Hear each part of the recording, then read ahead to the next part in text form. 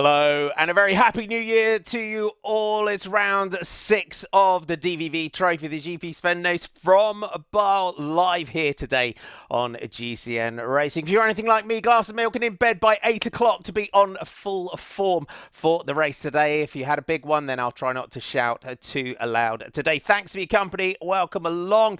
If you haven't been with us so far for the DVV Trophy, let's remind ourselves of the series so far.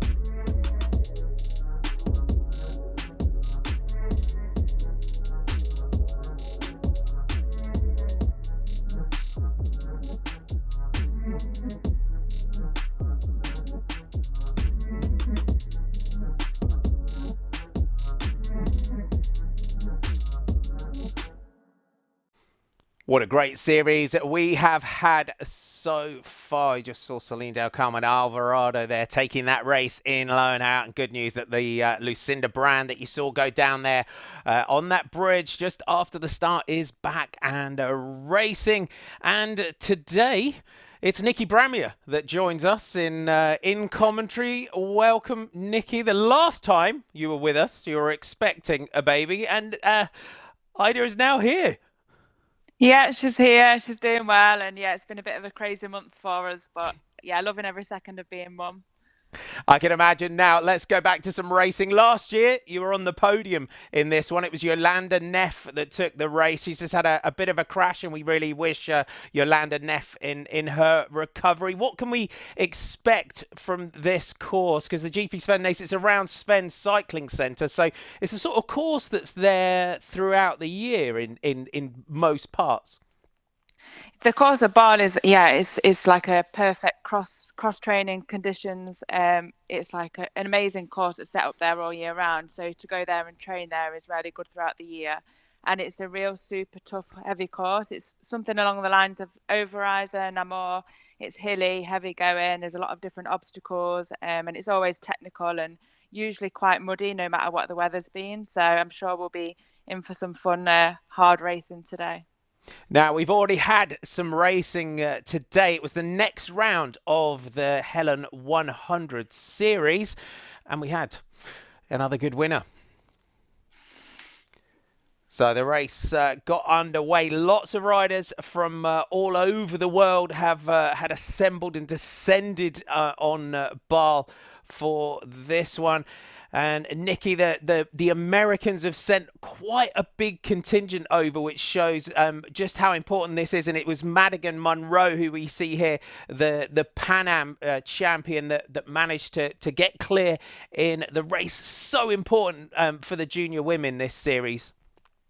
This is amazing, yeah, just to give them the opportunity to go out there and show basically everybody how well junior women can race. And with the Junior Worlds coming up this year, and it just gives them a great opportunity to experience these courses over in Europe, and for the Americans to send over a great strong team and give those experiences. It's amazing. You just saw Zoe Backstead going through. It was Fem Van Empel who was chasing hard in second place. You can see that the mist and the fog here on the course. And they were working hard. There's Fem Van Empel going through next. This long, sweeping, flowing descent. Lots of riders can get a bit of air off there from time to time. We will see plenty of riders, I'm sure, showboating in that one a little bit later on today. It's definitely one of the funnest parts of the course, that section, for sure. And then coming as the race went on, you can see the riders that on that really hilly section here. It was Lizzie Gonzalez that was the winner of the last round. And the likes of our junior reporter, Zoe Backstead, who's just going through your picture here, starting on the back row of the grid and just gradually picking her way through the field. She is battling up that climb. Lots of the junior women we've seen as well. I saw from Braden and Zoe there bunny hopping the planks, and they are really pushing cyclocross now from a technical point of view, aren't they? Yeah, for these girls, it's almost becoming normal to be able to jump the planks. It's not that that's any easy to do, but just they've seen elite women doing it, and it's very normal for them to kind of want to do it now. So yeah, it's great to see. Yeah, and there's Madigan Monroe just crossing the line there for a victory. Getting to, and important as well, Nikki, is they're getting to wear those regional champions jerseys. So the Pan Am jersey there. We've seen Puck Peters out as well in her European champions jersey. We're getting towards that first junior women's world. It's super important, isn't it, to be able to wear those jerseys with pride, isn't it? Yeah, and I think again it's just another stepping stone in the sport, and for like youth girls, like under 12 girls, under 16 girls looking at juniors, there's somewhere for them to go. It's just another great step forward in the sport, and it's great for them to be able to race and show what they can do on a bike. So Helen Wyman doing a great job with that. The next round of that is the Brussels University race, which will conclude that series. Let's have a look at our start list for today and see who we're going to be keeping an eye on. And we've got some big names back ready to take it on this one. You see there Sana Khan, Anne-Marie Verse, Lucinda Brand. Great to see Lucinda Brand back. Celine Del Carmen, Alvarado. We got the likes in there as well. Clara Honsinger, who came over, had a great start to her European campaign. Katie Compton's been on some good form. Evie Richards has been looking good as well, Nikki. Beth Crumpton's had some good starts, the British rider, but she's seems to be fading as the race goes on. She finished just outside the top 10 in Braden. Do you think anyone today can anyone really challenge Celine Del Carmen Alvarado? Because she's on absolutely phenomenal form, isn't she? Yeah, she's incredible this year. I think year on year she's just grown as a rider, and this year she's really just got that confidence to go out there and win a race. I think the only person maybe that can match her for this kind of race is maybe Lucinda. I know she crashed a couple of days ago, but I think she missed Deegan, which might benefit her in the end because she might be a little bit fresher than the other girls. And, you know, she's got super form, having won the races that she's won recently. So she'll be out there to prove a point. I'm sure Sven's been giving her some good lines around that circuit. Indeed. Now, before we move on to the elite women, we've still got a bit of a treat from the Helen 100. We've got an interview with our winner, Maddie Monroe, and I think we've also got Zoe Backstead as well. Congratulations. Thank you. How was it? It was super fun. I love that course. Yeah. And how did it pan out for you? Well, I think I had a pretty good start. Like, I was really focused on that, so that was pretty awesome, I think. Like, I almost got the whole shot, but I was up there, so I felt pretty comfortable at the start, and then I was just having a lot of fun, so I just took off right from there and tried to keep the pace high. Ik mocht er niet door. Oh, sorry. It was a good race. I was good at the back again. Crashed in the first corner, managed to avoid it, and then had to run some bits that were rideable to get past people. Basically put myself in a massive hole, dug myself really deep for the first lap, and then caught up to some people and just kept passing them, running bits that were quicker to run than ride that others were riding. But all in all, it was a good race. Good work, well done. Great to hear from Maddie Monroe and Zoe Backstead. There is a shot of the podium getting to race against their peers, which is so important. Now, the DVV Trofee overall is a series that's done on a cumulative time, and Nikki, it's becoming quite tight at the top, but we're starting to see some big gaps. It's still within a minute between Celine Del Carmen Alvarado and Anne-Marie Huerst for that top spot. And then we go just over 3 minutes back to our third place rider, Yara Castelline.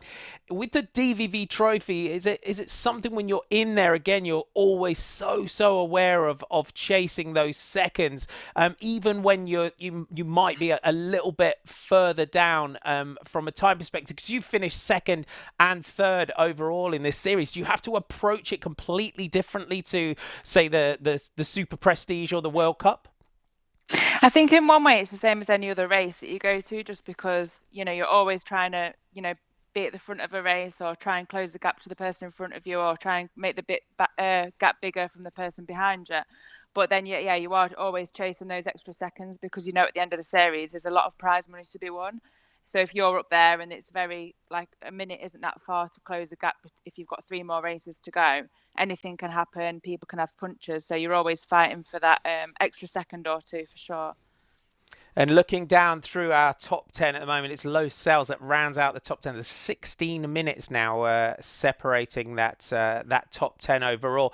And it's, again, as you go through the course of the series, we see riders now. You've got to start to play it tactically, haven't you, as well? But especially when you get into this really busy part of the year. I mean, we've gone all the way through Christmas. It's sort of a couple of days on, day off, couple of days on, and a day off, even for us from the TV perspective as well. Do you kind of get over this race in Brussels, because January is quite quiet, but the Nationals and the Worlds are just around the corner? For a lot of riders, you know, Nationals and Worlds are the 2 major goals of the season, and the Christmas period is like a time when you really need to look after your health. It's really easy to get sick, overdo it slightly, so you have to be really careful in choosing the races that you will go to. Some people will just do every single one of them. Others choose to, like, skip 1 or 2 maybe, just to stay a little bit fresher, because it's not only your body that's getting tired, it's also mentally quite tiring as well. So I think coming out of this block, you know, taking a little bit of rest, a bit of a breather between here and Nationals is something that a lot of riders need to do to be able to then go on to perform there and at World Championships and be fresh for those races. Now, before we go to live pictures from the start, don't forget, subscribe to GCN Racing. A lot of you ask all the time, how can you help keep the excuse me, live cyclocross going here on the channel? If you're enjoying it, just hit that subscribe button, hit that bell icon. You can also schedule your race broadcasts as well, so you can get a little notification just about 30 minutes before we go live on the race. It really does help us if you can subscribe to the channel. Nikki, we're getting a little view of the course now. We've seen from the Hella 100, it's a hilly one, isn't it? It's got some really epic parts to it. We've got the step section that we see sort of Thibaut Nys when he's out training be able to sort of ride up the side. But what can we expect from this? This is just, you probably won't see riders really close together. Maybe it'll just be 1s and 2s for most of the race. It won't be anything like Deegan, for example, where it's big groups coming into the finish. It'll just be strung out, and I think, you know, there'll be probably riders making little mistakes, especially towards the end. Everybody's a little bit fatigued now at this part of the season. So I think it's going to be a really heavy, hard race, but the strongest rider will win, I'm sure. On the start line there is Clara Honsinger. Alongside her, so you see an Alpecin Phoenix now, is the team of Celine, Del Carmen, Alvarado, poised and ready for the off here on New Year's Day. Lucinda Brand in the center, lights go red, getting now ready for the green, and we are off and racing. Sana Kant down the center, Yara Castelline, Katie Compton, Alice Maria Arzufi just dropping back just a touch. Alvarado in that blue jersey, so it's the 1st of January and it changes. New colours riders, Blanca Catavas there, Honsinger just dropping back just a touch off the start line. Look at the charge there from Eva Lechner, so the Italian champion, just getting a really strong start here, just moving up on the outside. And Nikki, with this sort of course, does it suit the multi-discipline rider, the mountain bike talents of the like of Eva Lechner? Yeah, this race is like more for like Eva, and you know, Eva Richards, I'm sure, is going to like this race. It's definitely more of a mountain bike race, which is probably why you landed an F1 here last year. It's just relentless, really. There's always something coming up, always another obstacle to kind of look to, and you've got to keep your momentum. But in one way, it's a little bit of a slow motion race just because it's so heavy and hard going. It doesn't feel a fast race for sure. Onto the steps, Lechner, Alvarado, Hurst, Castelline, Van Looy, Verdonschot, Sonakant, Katie Compton, Blanca Catavas. See Evie Richards just getting onto the bike there in the light blue and dark blue colours. Beth Crumpton has got a good start position. Alicia Frank. So good colour changes. We're quite lucky here, Nikki, in the fact that we haven't got too many of our elite women that have changed kits and bikes and teams going into today's race. No, it's a little bit easier to spot than I'm sure the men's race will be for sure. Most of the kit stays the same, which is, yeah, it's good. Especially on New Year's Day when everyone's a bit hungover and stuff. Spotting the riders is important. So there's Katie Compton just going through a little bit of a gap now, back onto these steps. I saw a video of Felipe Orts in the week just going out and riding up the side. As we said, we see Thibaut Nace going out and riding up that little concrete section on the side. Yeah, I'm not sure whether we'll see any of the women doing that. Again, there's bits of this course here, Nikki, as you go out and you pre-ride it. How much does Sven and the team change it from time to time? You get into this drop, and I remember last year, Sana Kant, you see that groove just getting carved out there. I think back to last year, I remember Sana Kant just getting flipped over the top on that section, because that leads right into this real, these big high whoop section on the downhill that we've got here. The rutted sections in this course seem to just get deeper and deeper every lap. So it's you try and take the same lines, but eventually over time they're going to get deeper, and that's probably why you see a lot of people crashing on those sections. And then it just drops you down into this section, and you know you've got so much speed, you have to almost slow down. Yeah, there you go. Low sails, I think it's just get kicked off. So low sails has gone down quite heavy there. So the rider's just getting pushed to the side, just got flipped over the top of that section. We hope she's all right. It's super difficult to kind of overshoot these little humps just because you're coming at them with so much speed. You have to really try and control it. Into the deep mud here. We hope Low Sails is okay. Just you saw got flipped right over the top of that one. Back up to our leaders, Celine Del Carmen Alvarado, now in these dark blue colours of Alpecin Phoenix. We've got Anna-Marie Hurst, Ava Lechner battling back. That's good to see as Lowe's is back up and on her feet. On that sort of when you get high speed, you've just got to take a moment, haven't you, just to kind of collect yourself, pat yourself down and make sure that you're all right. Yeah, Luce has had a little bit of bad luck this season, so that's unfortunate for her to crash, especially on the first lap. But hopefully she'll get back on a bike and be able to catch up some places there. It's great to see Lucinda Brand here in racing. We go through there. We'll just probably start the clock as well. Lucinda Brand, that crash that she had in Lernhout, we were, again, quite worried about her. It was not a tough sight to see her limping back round to the pit. But just some stitches in her knee and back and racing. She's got the leg warmers on as well.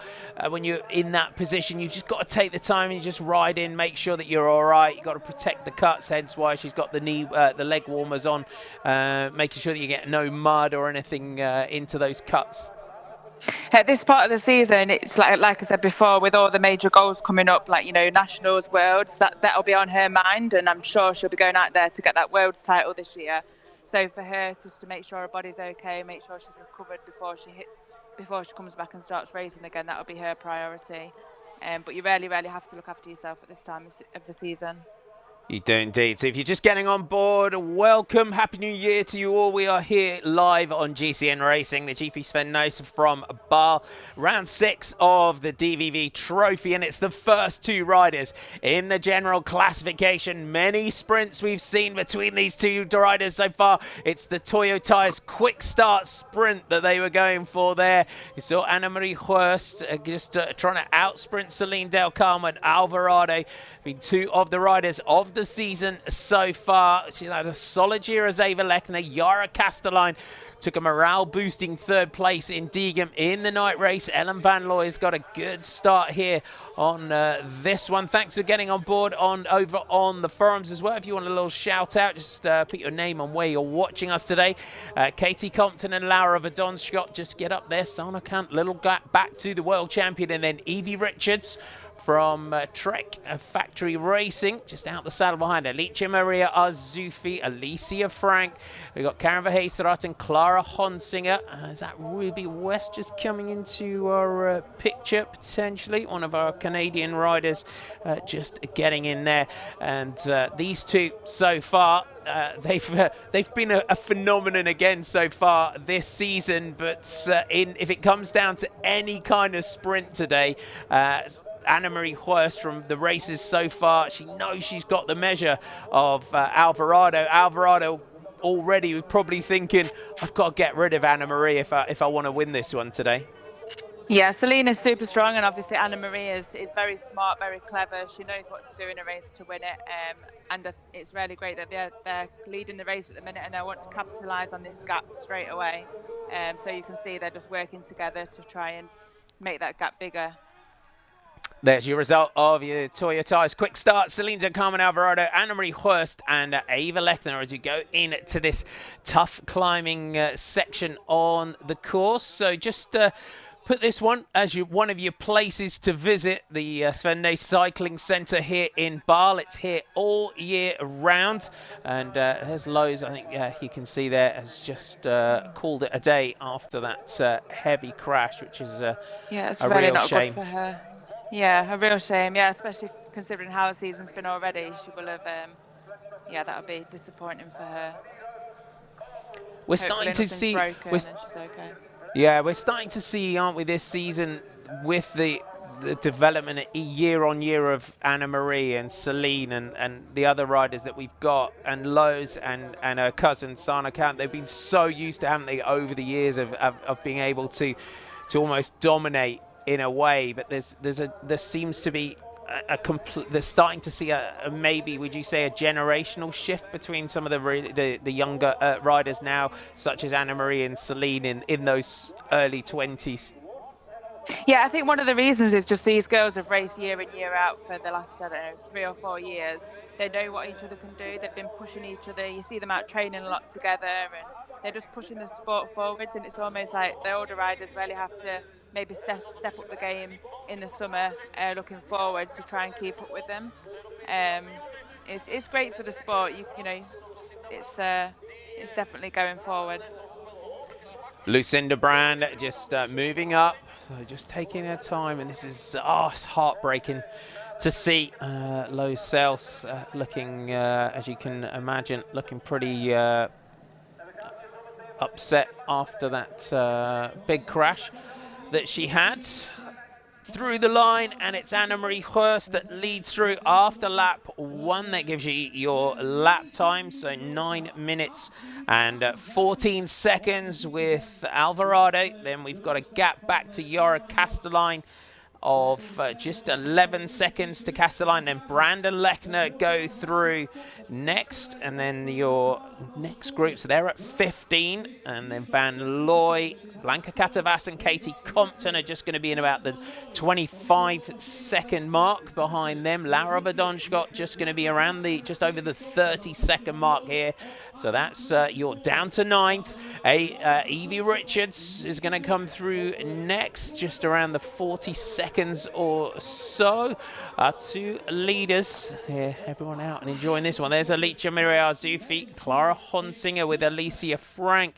So Evie Richards in 11, Arzufi, then Clara Honsinger, the American with Alicia Frank, Karen Verheesterath, and Aniek van Alphen goes through next, and then onto the steps, onto the run-up. Synchronized remounts at the top. It looks like these two are really working well together. I'm sure they're quite aware that Lucinda isn't far behind, and you've seen how she can come back through races before, and they'll be really wanting to push that pace forward now to prevent her from doing that. Obviously, Yara's just behind as well. So these two riders are A former world under-23 champion sitting in second wheel here. Can she challenge? Could she take that rainbow jersey for the elites this year? Celine Carmen Alvarado on the front has made it very clear that her target is the rainbow jersey. The world under-23 champion just wants to tick that off her list before she moves up to challenge for the elite title. Onto the next section of steps. Lucinda Brand just making steady progress here behind. Eva Lechner is playing on for Kreefin Friestadt. A lot of this ground is really almost like riding on carpet. It's so soft. It doesn't really, you can't obviously see it on the TV or on the commentary, but it's just it's super heavy ground, like real thick carpet almost that you're riding on. Sana Kant going through picture. Evie Richards just gradually making progress back to our two leaders onto this section. Both very good descenders. Alvarado really pushing it on the front. Think back to Beringen. That's almost mountain bike course that we had in Beringen. Anne-Marie Hues, great descender. Back to Yara Castelline. Lucinda Brand won in Namur, crashed in Lernhout. So great to see the Dutch champion back here for Telenet Bauer's Alliance. Now up to 4th place here. I'm sure she's spent many a day training around this course, Nikki. Yeah, for saying that she's in that team, Sven will know every single line on that course, and I'm sure he's told her the same thing. And I think that's one thing that maybe Lucinda's lacked a little bit the last couple of years, is just that technical skill of being a cross rider. And it looks like she's really worked on that. Obviously, she's got great skills from being on the road. She's such a clever, smart rider. And I think putting all that together, you can really see her probably being able to fight for that World Championship jersey this year. Little shout out over on our chat from Jeremy Powers checking in. Thanks for checking in, Jeremy. Happy New Year to you. Panos just saying hi. Darren Scott checking in as well. There's your Chasers Brand and Castelline. Castelline hasn't looked for me, Nikki. Last few races, Yara Castelline, she came into the season with such big impact, and I think the last few races that we've watched, Zonhoven and Namur, it's been kind of pushing her technical skills, I think, over the course of the last few races. Yeah, Yara is such a strong rider, and especially on the fast courses, the hilly courses, you'll see her up there a lot of the time. Maybe this is one area that she's got to work on a little bit, but she's still been having some incredible results this season. And maybe maybe her form's dipped a little bit, and then she'll be peaking again for World Championships. I think for a lot of young riders, you almost have to guess when your form's going to come in, and then just absolutely use it when you can.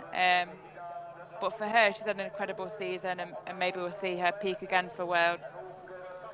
Even that Dutch team, this a serious amount of competition to qualify, just to qualify for that Dutch team, isn't there? It's incredible, yeah. I think in a lot of the local Dutch races, when you see youth girls, junior girls racing, there's like 100 on the start line every single week. So there's a lot of talent coming through the Dutch ranks at the moment. We're on lap 2. Laura Verdonschot just getting kicked to the side there. Sana Kant. And there's Lucinda Brand. Can Brand gradually claw her way back up to those two leaders? So it was about 15 seconds when we went through that line. Looking at this course, you wouldn't bet against Lucinda Brand getting herself back up there to the front. Alvarado has a glance back over her shoulder to here comes Lucinda Brand. See those two riders ahead of her. The Dutch champion just gradually closing that gap back up to her. The head-on camera shot here just foreshortens that gap very slightly. Yara Castelline, the European champion here, ploughing on. These two riders, as we said, Celine Carmen Alvarado knows that Anne-Marie Hues has had the better of her in sprints so far this season. The Italian champion, Eva Lechner, is charging on this course. Then you got Ellen Van Looy, Blanca Catavas, the champion champion of Hungary. So we saw her really on our screens for the first time in the Koppenberg Cross way back at the beginning of the DVV Trophy. She's got Katie Compton on her wheel, and then that familiar style of the world champion Sana Kant with Lara Verdonschot right behind her. Verdonschot really gritting her teeth. They've got to be careful on some of these climbs here. That's Lucinda Brand and use that real road power to get back up to those two leaders. If you weren't with us for Löwenhout, Lucinda Brand went down heavily, but just some stitches in her knee. Managed to just recover, get some rides in, and start to feel that she could carry on with the races as planned. Alvarado now just having a little bit of a dig here. Anna-Marie Huerst just to try and get clear. This is the tactic that she's got to use on those sections that she feels really suit her. Just start to test Anna-Marie Huerst. Can she shake her off round this bottom corner on to this climb? There's Lucinda Brand just coming round that corner. The two leaders will just be able to glance across and see the Dutch champion on this descent. Looking for a little bit of a grip around the bottom of that one.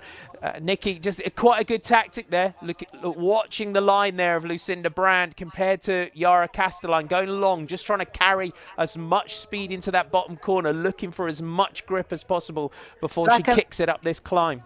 Yeah, and like I mentioned before, that climb especially is almost like riding on carpet. So if you can get a little bit of grip on the grass, maybe it might be an extra second going around the bottom. But if you can keep your momentum, keep your speed for going over the top, you know, she can see these riders just in front of her now, and she'll be chasing hard to close that gap towards them. And the other riders are going to be put under quite a lot of pressure trying to keep her away. I would say look at anyone could get up. As Alvarado again just tests out Anna-Marie Huerst to try and get clear. Looking at if you're looking at a rider that could potentially close this one down, and Yolanda Neff kind of came through the field last year as well to win this one. She did, yeah, and I think a lot of the time in this race, you know, with all the races that have been so far, you can sometimes start this race and have quite a bit of fatigue in your legs, but after a lap or two, you find your rhythm and you get into your own little groove of things, and you ride the course the way that you want to, and you can make up quite a lot of places and quite a lot of time in the last couple of laps if you've got that strength there behind you. But for sure, you can see Lucinda's not far behind now. I'm sure she'll dig in to close that gap. Coming through at the end of lap 2, just over the 18-minute mark for the riders. 18 minutes and 10 was your time gap, just 1 second. So very minimal gap there between Anna-Marie Huerst and Celine Del Carmen Alvarado. Here comes Lucinda Brand through next. We'll look at her time gap, still holding about 17 seconds there. As we say, those camera angles sometimes foreshorten the gaps. Back to those riders behind. Here's Yara Castelline going through next. So Yara Castelline goes through just over the 30-second mark for the European champion. 33 seconds down for her. Ava Lechner goes through in 5th at 40 seconds for Ava Lechner. That's your top 5. As Anna-Marie Huerst just tries to get back in. Van Looy, Vass and Compton are your next riders with the gap there. 53 seconds back to that trio. So we're down to 8th place, back up to the front over the top of that bridge. Celine Del Carmen Alvarado just trying to distance Anna-Marie Huerst. Sana Kant, Verdonschot and Arzufi are the riders here battling for 10th place. So your top 10, Celine Alvarado, Anna-Marie Huerst, Lucinda Brand, Yara Castelline, Ava Lechner, we've got Ellen Van Looy, Blanca Catavas, Katie Compton, Sana Kant, Verdonschot, Arzufi. Then you've got Clara Hunsinger in the company of Evie Richards. So doing exactly what we said she needed to do here. Nikki just pressing on little attacks, and she's starting to build a bit of an advantage now over Anna-Marie. Yeah, Celine is really digging in here. This is a proper attack, and she'll be wanting to put Anna-Marie under a bit of pressure and maybe force her to make a bit of a mistake so she can just increase that lead. But it looks like it's going out quite a little bit at the moment. It is. You can see now out of that corner through these twists and turns. Celine Alvarado for Alpecin Phoenix. Just distancing. Dan Lloyd is on the chat forum, just asking what we think of the Alpecin kit. I quite like the blue. We're getting a bit of a discussion. The blue. Yeah, I think it's quite nice. Onto this descent, Alvarado. Worse, can she use those descending skills to get back in? Craig Hardy checking in over on YouTube forum. Thanks for saying hi today. Martin Fuentes saying hello as well. Thanks all of you for getting on board. It's always good to put a little pin in a map to know when you're where you're all watching today. Into this section, Lucinda Brand just kicking it over the top of that. They're holding steady here to Lucinda Brand. They were, as you would expect from these two riders, super vigilant. They didn't want Lucinda Brand give her any opportunity. She was starting to really close up the gap to the two of them. I'm sure when these riders went through the pits, they probably had the mechanics telling them how close Lucinda was behind, and I'm pretty sure this is what spurred Celine to really make her move when she has done. It's quite early in the race still on the second lap, so we'll see how much that effort gets to her legs in the last lap or so. It seems we've seen the way Alvarado, she has that the team tactic of what was Corendon Circus, that shock and awe kind of tactic. Go out, really hit them really early, and if you get that gap, just try and hang on.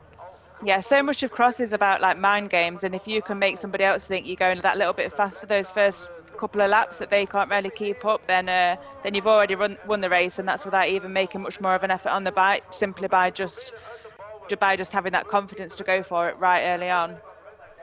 Looking down through the season so far for Celine Alvarado, sixth at Koppenberg and sixth at the Telenet in Bohm are the lowest placings for Celine Del Carmen Alvarado so far this season. Apart from those two races, she's not been off the podium this season. That's not a bad season so far, is it? And I think with her, I think the whole thing of being able to race at the front of these races, learning what the other riders are doing. You know, last year I think she was really learning a lot of Sana. You know, she'd see how she'd race, and it almost seems like she's gone away over the summer, worked on all of her weaknesses, and come back, and she's absolutely flying. And I think her running skills are probably, she's one of the best runners in cross at the moment in women's cycling. So, yeah, fair play. That's where you can see she's got such a gap on this course.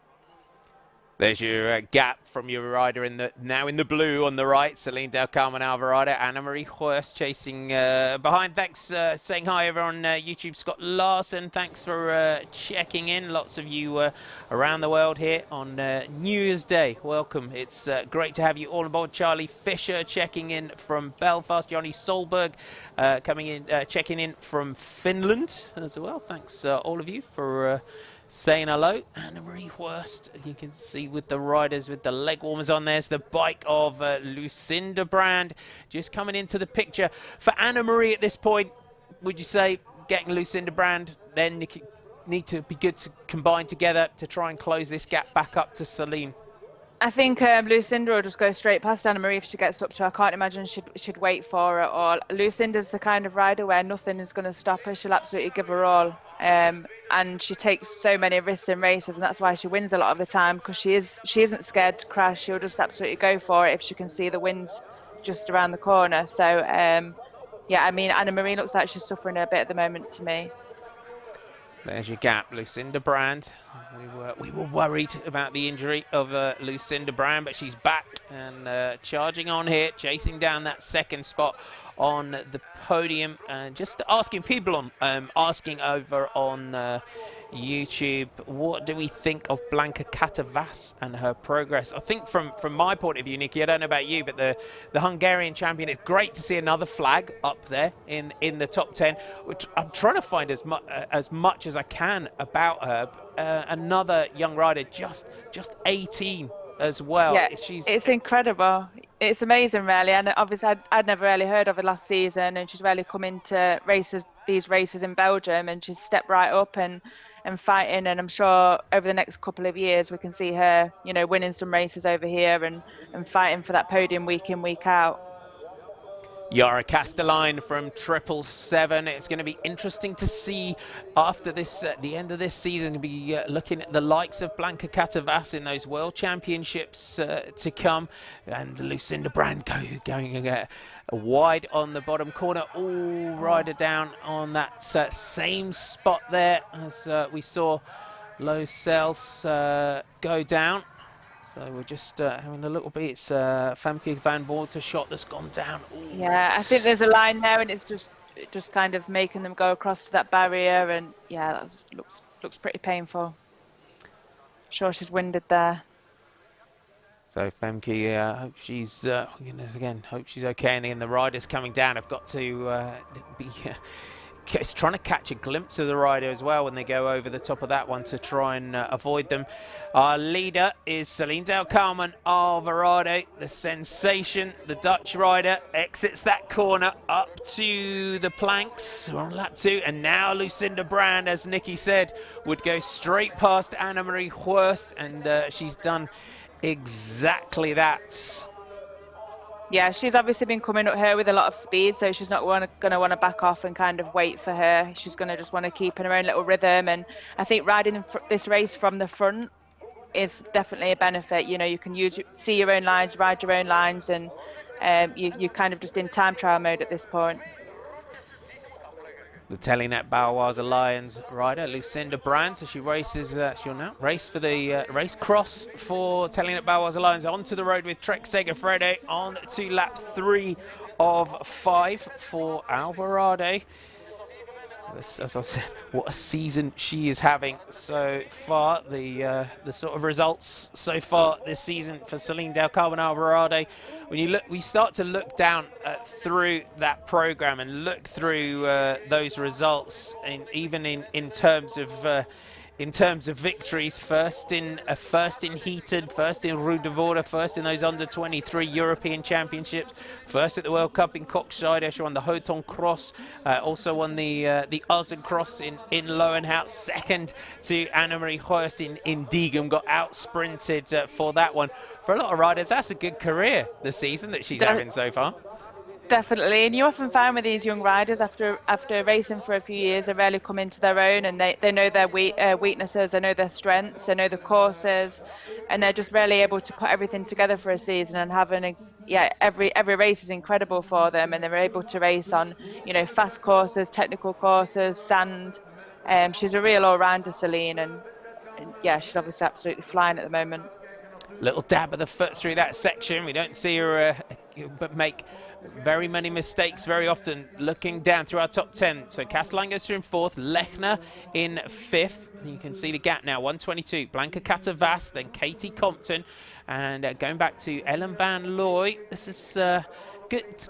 Seeing Ellen Van Looy, again, another rider that's in their 30s, and looking at the younger riders, Abby May Parkinson going through your picture at the bottom of your screen there for Trinity Racing. Top 10s in these sort of races for Ellen Van Looy so far this season. It's a solid performance from her today.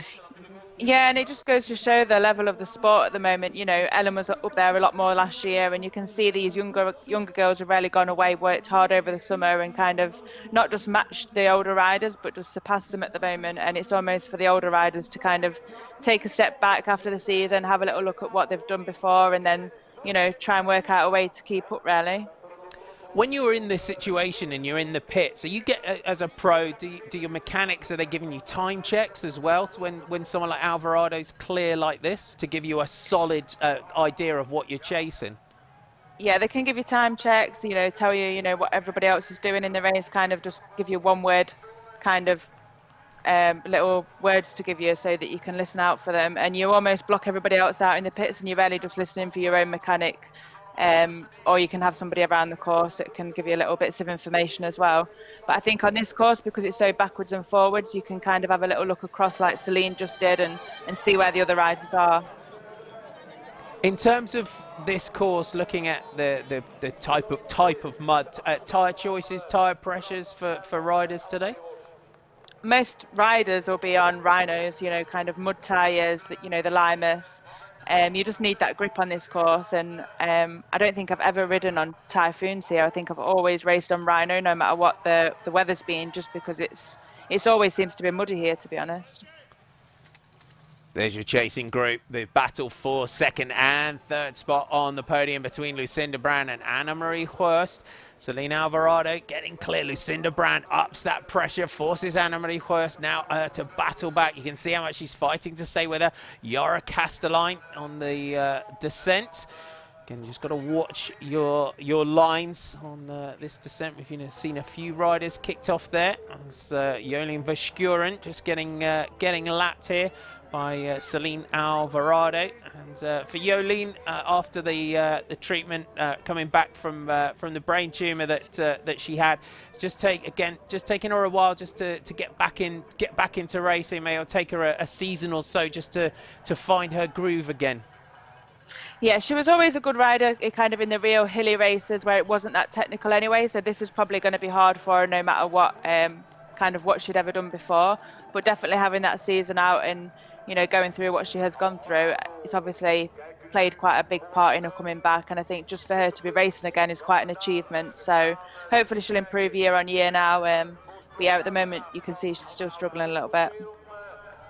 Here's Sarnakan onto your descent. The world champion Laura Verdonschot right behind her. These riders battling for that top 10 position. Alicia Maria Adzufi, then Clara Honsinger behind. There's your gap. So they've got the clock on about 37 seconds back from Celine Alvarado, back to Lucinda Brand, who now looks like she's got the better of Anna-Marie Hurst in second place. The DVV Trophy, if you just want to schedule your broadcast here on GCN Racing in the days to come. So we're here today on the GP Sven Nys from Baal, and then we move to the race where we really saw this rider emerge last season. It was that first breakthrough victory at the Brussels University Cross for Celine Alvarado, now of Alpecin Phoenix.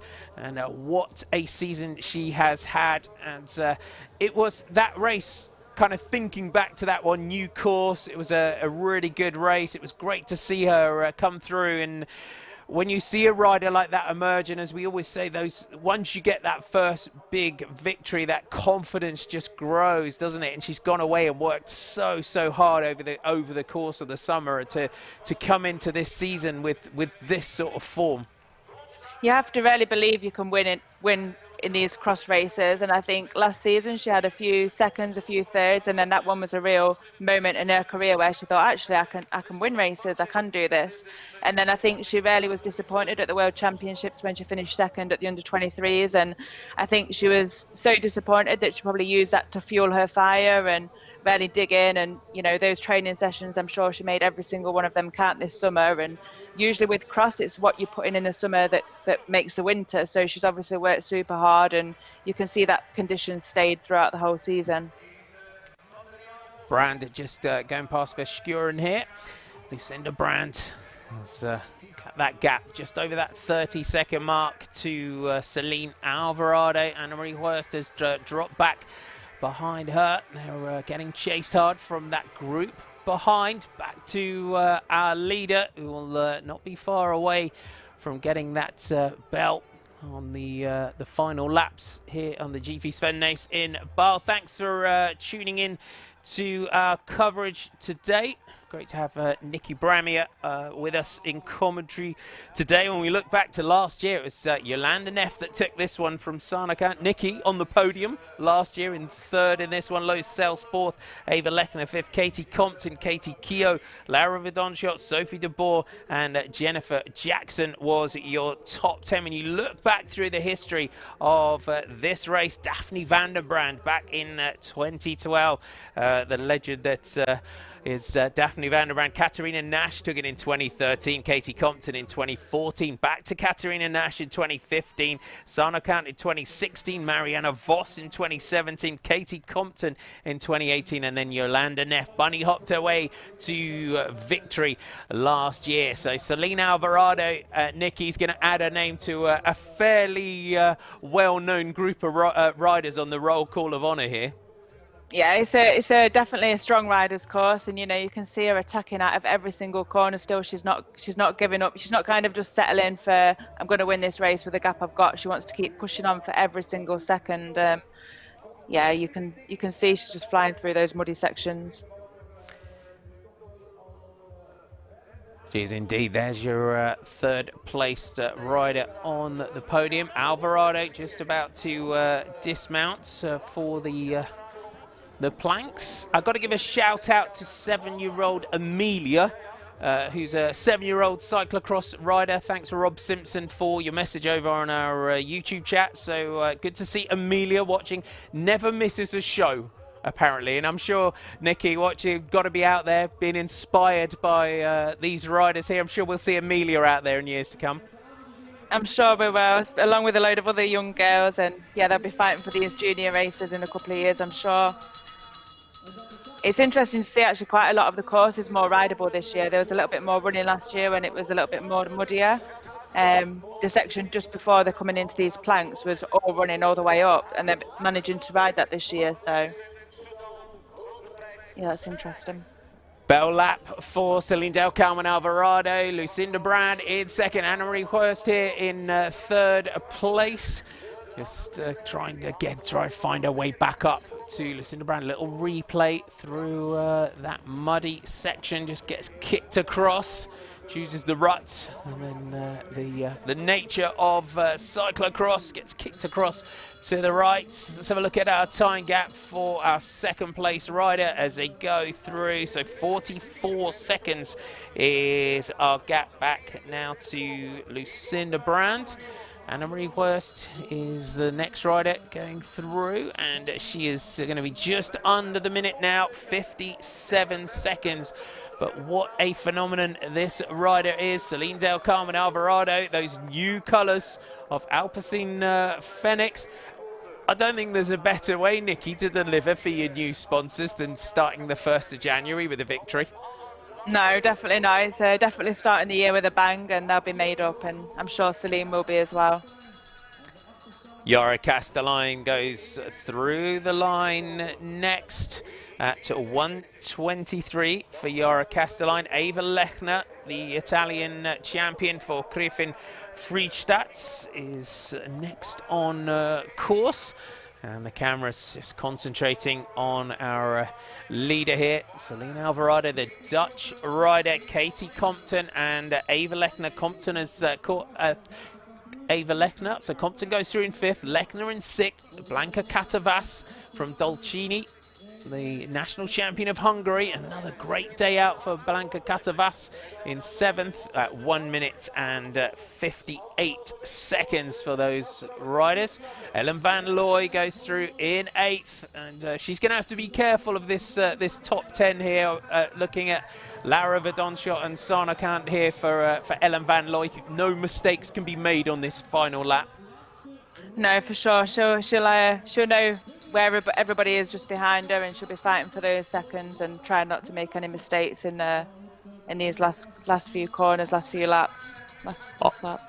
Onto the descent, a little bit of air over the top of that one for Celine Alvarado on this fast descent.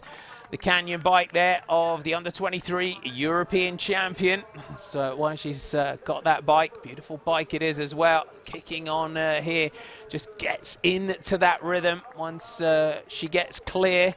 And this a position that you've been in a few times in your career, Nikki. It must be just a beautiful position to be in on a race like this, where you've made that move, you've thrown everything at it, as you said, just got to put it out there, see if anyone can follow you, and then get to ride that solo ride into the finish.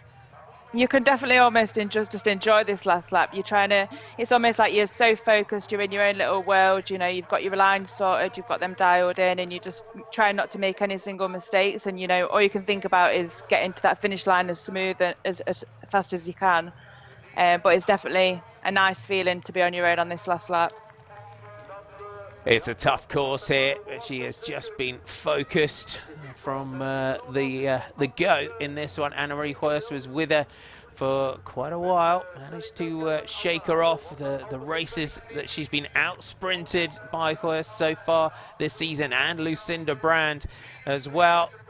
Likes to ride solo, likes to be able to ride into that finish, just ride your own course, ride your own race. Yara Castelline on the descents. I think the last... You can just see on the descent a little bit, she's not quite as confident as the other riders. She's a little bit stiff, and maybe that's just these few descents are kind of making that time gap ahead longer, basically, just because she's not quite as confident on these sections. Ava Lechner has found her way past Katie Compton. It's a great battle between Lechner and Compton for 5th place here.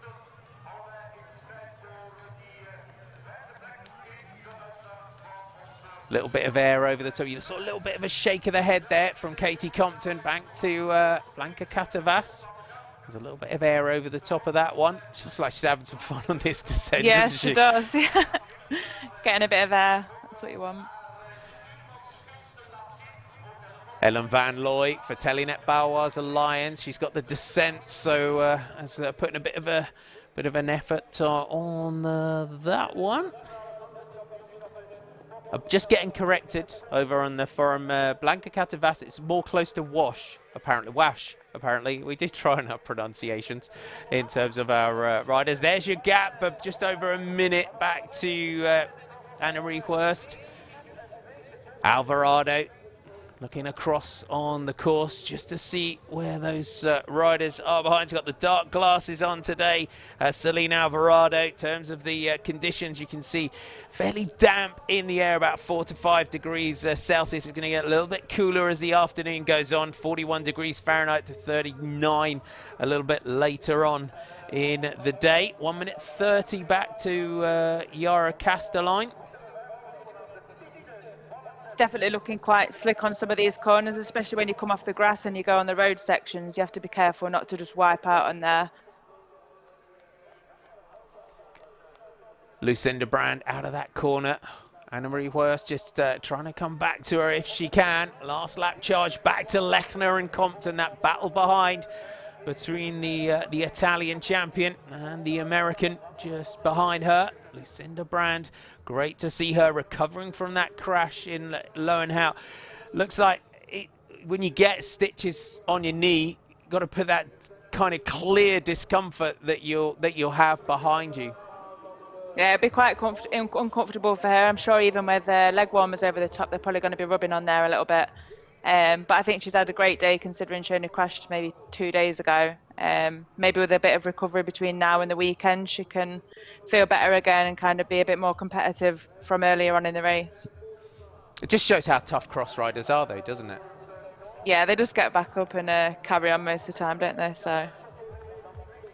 Back to your leader, new colours today for Celine Del Carmen Alvarado from Alpecin Fenix, and delivering in bucket loads for her new sponsor on this descent. Swings around this hot dog turn at the bottom and then starts this long climb up to this section. If you're just tuning in today here on GCN Racing, welcome. This is round 6 of the DVV Trofee from the Sven Nys Cycling Centre in Baal. This rider here leading the series overall, 3 hours 33 minutes and 27 seconds of racing. And she's just going past Sophie Thackeray there, the British rider from Scott Racing. Was leading by 57 seconds from Anna-Marie Hurst.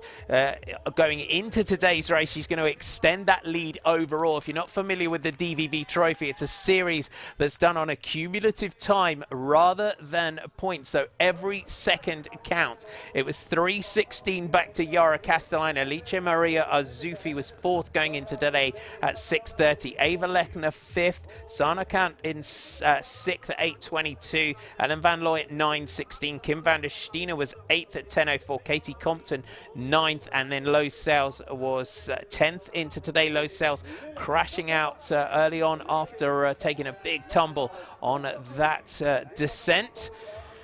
Anna-Marie pressing on here for 777. Chasing down Lucinda Brand just ahead of her. As they you hit can the see flanks. how tired she is. Yeah, you can see how tired she is at this point, but she is just really focusing on every single second she can kind of get to keep in sights with Celine, because you never know what can happen in the next couple of rounds. There's been a huge amount of British riders over to this one, but Celine Alvarado swings around that final corner. What a day. The new sponsors, the new kit. And she's going to start the year in great fashion, out of the saddle, pressing it all the way to the line. As we said, every second counts in this competition. Celine del Carmen Alvarado again, an absolutely dominant performance from the Dutch rider. Swings into the 10, dismounts. Great to see Lucinda Brand back and racing after that tumble in low and out over the top of the planks. There's Annemarie Huest just swinging around that corner, still chasing the Dutch national champion down. These Dutch nationals is going to be interesting for that jersey. Lucinda Brand, we're looking to try and reclaim that one, but it's a huge amount of competition for that jersey. Annemarie Huest, the winner in Diegem in the night race. Here is your second place rider on the podium. Just gradually battled her way back through the fields to get up to second place. Lucinda Brand just under the minute there at 56 seconds. Annemarie Huest at the third spot today at 1 minute and 4 seconds. They just really didn't have an answer for her today, did they? No, she was unstoppable. She just took the race on that second lap. Even though she was pushing the pace of those first 2 laps, she really just went for it and just never looked back. She was in her own little rhythm today, and yeah, it was another incredible ride by her. Here comes your fourth placed rider. Yara Castelline is your next rider to come into sight here. Yara Castelline losing a little bit of time. She was third in the GC. She should still hang on to that one, I would say. So at 1:40, so a solid ride from Yara Castelline to take fourth. Eva Lechner has got the better of Katie Compton for that fifth place. But a great battle between those two riders. So 1:56 back to Eva Lechner. Katie Compton coming in next for sixth spot. So just at 2:06 for Katie Compton. Spatjes modder op haar aangezicht, maar ze heeft wel de eeuwige en grote Here's Celine Alvarado. na die demonstratie van vandaag. Je mag nog gaan slapen na 12 uur, denk ik. Heeft niet slecht gedaan, hè? Nee, inderdaad. Ja, dat ging vlotjes. Hier was er nog strijd, maar dan heb je echt wel een flinke kloof bijeen gesprokkeld. Ja, klopt. We waren al vrij snel met z'n tweeën weg. Ja, tussen ons twee ging het eigenlijk vandaag, voor het klassement vooral. Al een tijdje, hè? Ja, inderdaad. Maar ik voelde al vrij snel dat ik me wel beter voelde dan dat we momenteel aan het rijden waren. Dus toen probeerde ik mijn gat te slaan en dat lukte. Had je dan een plannetje of was het gewoon van hard doorfietsen? Daarna was het gewoon hard doorfietsen inderdaad, want Lucinda die kwam nog aardig snel dichtbij. En ik wist dat ik een sprintige Lucinda niet, daar ben ik niet... Dat wil niemand. Nee, dus dat was gewoon volle bakkerij tot het einde. Je stond als eerste in dit klassement. Je hebt je voorsprong nog flink uitgebouwd. Ja, inderdaad. Met nog 2 wedstrijden die komen die mij ook wel liggen, geeft dit wel een heel goed gevoel. Nog één ding, je gaat het WK straks rijden in Zwitserland bij de belofte. Als je die vorm nu ziet die je nu te pakken hebt, begin je dan toch niet te twijfelen en te denken van ja, misschien moet ik toch ook maar bij de pros rijden? Ja, het kriebelt wel moet ik zeggen, maar mijn keuze staat al vast. Dat blijft. Ja, zeker. Geniet van de overwinning. Dankjewel Celine del Carmen Alvarado en dan gaan we snel door naar de dame die vandaag tweede. There you have it. What a day. Another really strong performance from Celine del Carmen Alvarado. I think today, looking at the way she's riding so far, some of up there, the World Cup, the DVV Trofee, definitely the big targets of Alvarado this season. Definitely, and she'll have her sights firmly set on that national jersey and the under-23 World jersey as well. She'll be really wanting to get those jerseys this year, and she seems on her way to do that. I just hope she can keep up this form, and yeah, she's had an incredible season so far. I think when you look at that and you look at the way Alvarado all the way to the line, there was in this series, there's no sitting up, just showboating down the finishing straight, because if an off day or a problem, if you don't finish, you lose 5 minutes, don't you? You've got you can see that sort of mindset that's there, that every single second you got to chase it all the way to the line. Exactly. She had nothing else in her head today but just like being the first over that line and just getting every single second she could right to the very end. She wasn't going to sit up and just kind of enjoy that last little section. She wanted to make every second count because, yeah, if you get a mechanical or a problem or you're sick for one of the other rounds, you know, you can lose 2 or 3 minutes quite easily. And for Lucinda Brand, when you're trying to come back from a little bit of a tumble, that must be I'm sure she would have kind of internally set a huge sigh of relief crossing the line there. Okay, I'm all right. Everything's good. I'm sure you kind of have probably a little bit of doubt back in the back of your head, thinking, oh, how am I going to feel? Is my knee going to play up? And, you know, a little bit of caution there. Maybe this is going to kind of blow those cobwebs a little bit away and she'll be backfiring on all cylinders in a couple of days' time and probably up there taking the win again pretty soon. The racing that we've had, it's been, as we said, such a busy time. And for me today, I don't know if you'd agree, Anna-Marie Hurst just was looking a little bit fatigued today. Is this a kind of tipping point where you start thinking, I really need a day off? Definitely. You want. I'm sure they'll be looking for a few days of easy riding, maybe a day off before the next race at the weekend. But yeah, you have to be super careful to kind of not go over your limit too much and then end up getting sick or something. These weeks are so important. You have to look after your body and your head, really. Okay, let's have a look back at the women's race. That was, again, a great start to the year. And what a performance that we had today. There was the shots of the start line. That new kit for Celine, Carmen, Alvarado. Clara Honsinger alongside her, the new American champion. Yara Castelline getting that front row start position. You can see Lucinda Brand there, second row. And it was very much Anna-Marie Hurst and Celine Alvarado early on in this race really set their stall out. Ava Lechner, a great charge at the start there from the Italian champion, but it did come down to a race between these two. Great synchronized remount that we had at the top of those steps. Yeah, hopefully someone got a picture at least. And then from there, these were the points where Celine Alvarado kicked on, just starting to open 5 meters, 10 meters. And what a phenomenal season that she has had.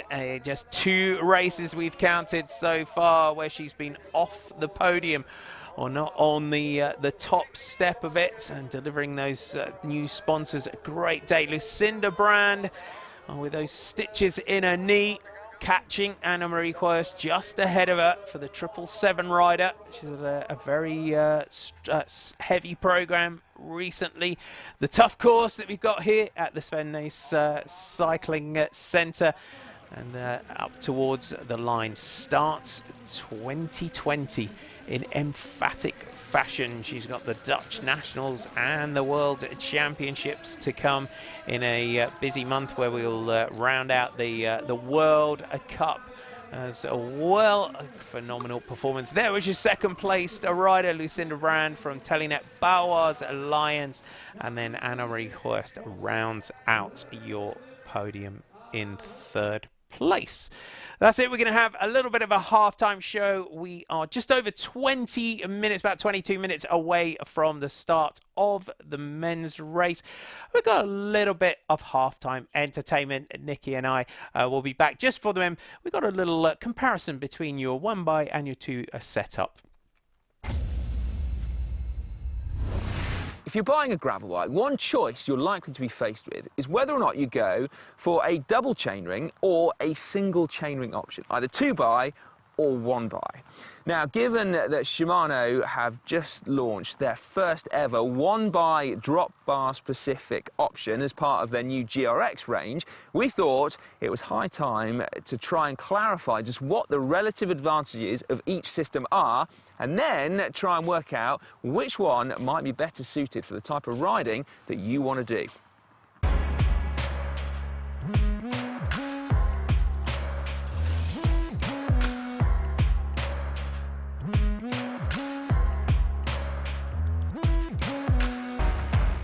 First up, a quick explainer, just in case you need the whole 1x or 2x thing clarified. Now, very simply, 1x or 2x refers to the number of chain rings that you have on your bike, either 1 or 2. Now, it sounds simple, and it is, but there are 1 or 2 things that you need to know. In order to run a single chainring setup, you are going to need a special chainring, one that's designed to stop the chain from coming off, which would otherwise be a problem if you were to just remove your front derailleur. Now, the way manufacturers achieve this does vary, but very generally, this type of chainring is called a narrow-wide chainring, and that refers to the alternating width of the teeth on the ring, and then they correspondingly fit much more precisely between the narrow and wide links on the chain. And it's really, really effective, so much so that although this bike does have a chain catcher, I would not bother with one. And also, you could only ever run this type of chainring one bike because you wouldn't be able to shift off it. In addition to that specific chainring, you're also going to want a rear derailleur with a clutch type mechanism on there. Now, these clever little gizmos effectively add resistance to the derailleur arm in a forward moving direction. So that basically stops the chain from bouncing around and potentially bouncing off. A byproduct of this is that it also makes the bike so much quieter on bumpy terrain because the chain is much less likely to be slapping around against the frame. And so effective is it that it's also on the 2x group set option as well. Now, a 2x setup, I think for a lot of us, might sound simpler, but then I think that's probably because it's what we're used to. Front derailleurs have been on road bikes now for 70 years, but in actual fact, it is going to be more complicated in that you have a front derailleur, you have an additional shifter, you also have an extra cable to connect the two, plus you have an extra chainring, of course. Now, once you know how, a front derailleur is super easy to set up and works perfectly. But a lot of people do seem willing to put up with poorly adjusted ones that mean that they might not shift as well as they should, or you just get a bit of derailleur rub on your chain, making it a little bit noisy.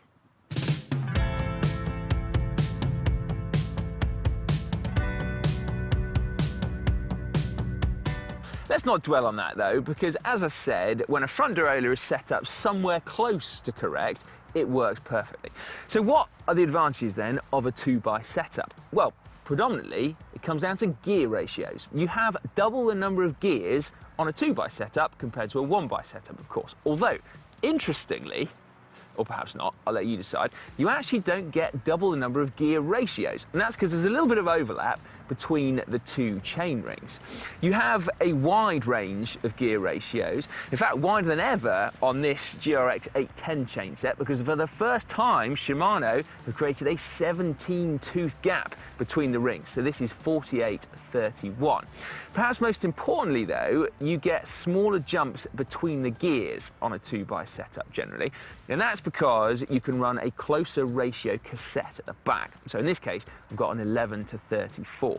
And it's good because at faster speed, so perhaps tarmac or smoother gravel, you can be more comfortable and potentially even more efficient because you're more likely to find a gear that suits your optimal cadence for that particular moment. But then you don't need to worry about being stuck without smaller gears because of course you have that tiny little chainring on the front, in this case a 31, which is going to be well suited for the much slower speeds associated with riding off-road. Ultimately, you can safely say that given this tech has been refined over the last 70 years, it's pretty tried and tested. A 2x setup works, and it works really well.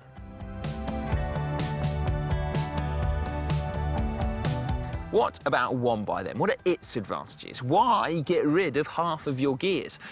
Well, that is a good question, because for a lot of us, it may well be slightly counterintuitive. I'm going to start with a personal one, but I really like the aesthetics. And that's really important, actually. I think if we all admit to ourselves, deep down, at least part of the reason we've chosen the bikes that we have in the past is because we like the look of them. And so don't underestimate the importance of that.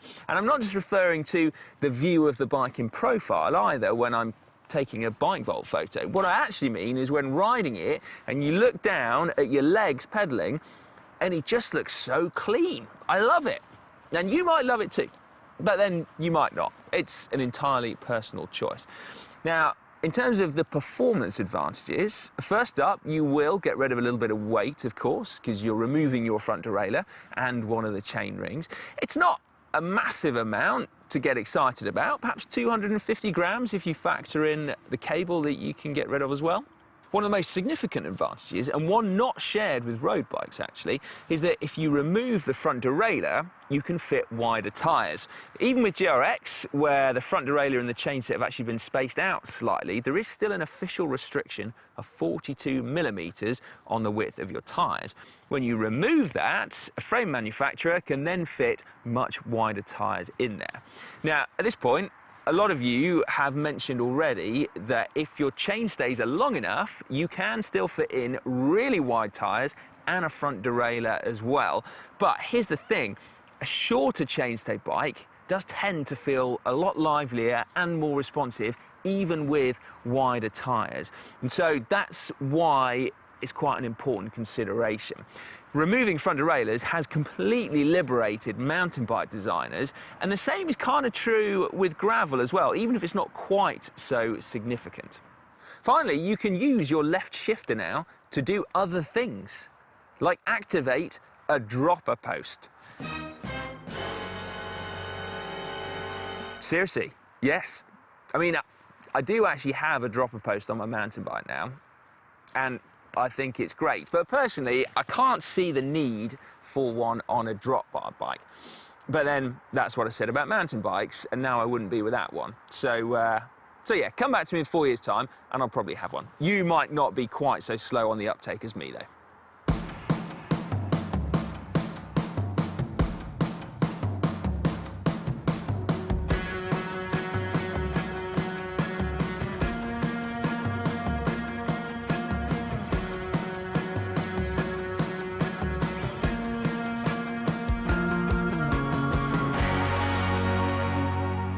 Okay, let's talk gear ratios. Again, how does it work if you remove half of your gears?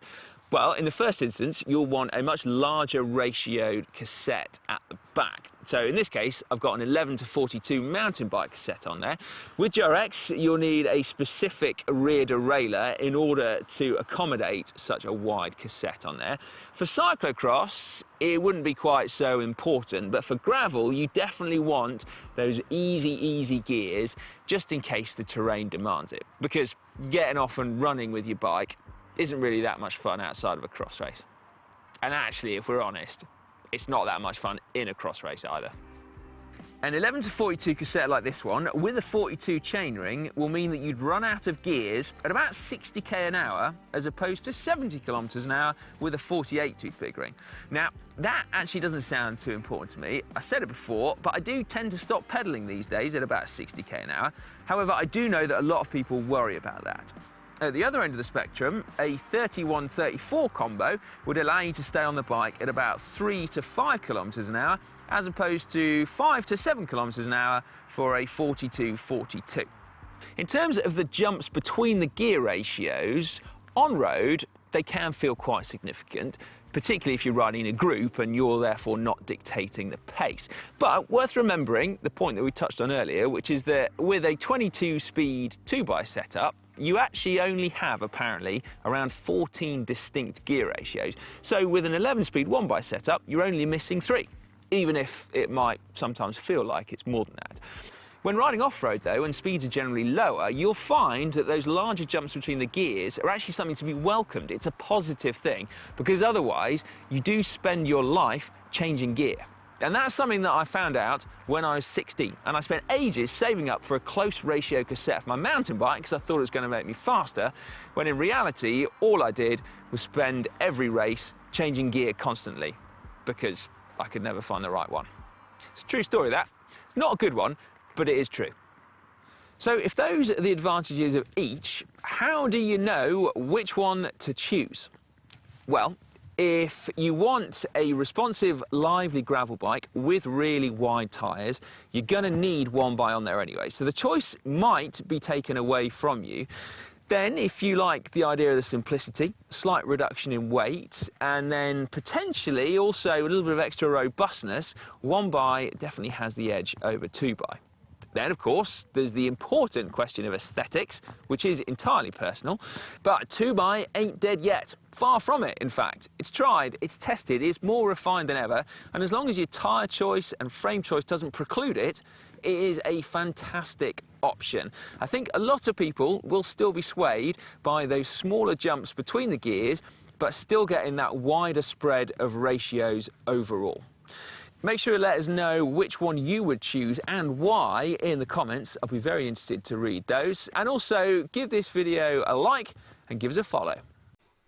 There you have. I hope you found that interesting. We're about 10 minutes away from the elite men's race here on the DVV Trophy Round 6, the GP Sven Nys from Baal. Now, if you don't want to know what happened in the women's race, if you're just tuning in for the elite men, you can look away in 5 seconds. 3, 2, 1. It was a great start to the year with some new sponsors for Alpecin Fenix, for series leader Celine Carmen Alvarado. She had gone into today with just under a minute's advantage to her nearest challenger, Anna-Marie Hurst from Team 777. It was Lucinda Brand, crashed in low and out, needed some stitches in her knee, back and on to the podium today. Anna-Marie Hurst takes 3rd place for 777, loses 1:04. There's your top 10. Alvarado, Brand, Hurst, Castelline, Lechner, Katie Compton, Blanca Catavas, Ellen Van Looy, Sana Kant and Laura Verdonge got 2 minutes and 52 seconds separating the top 10.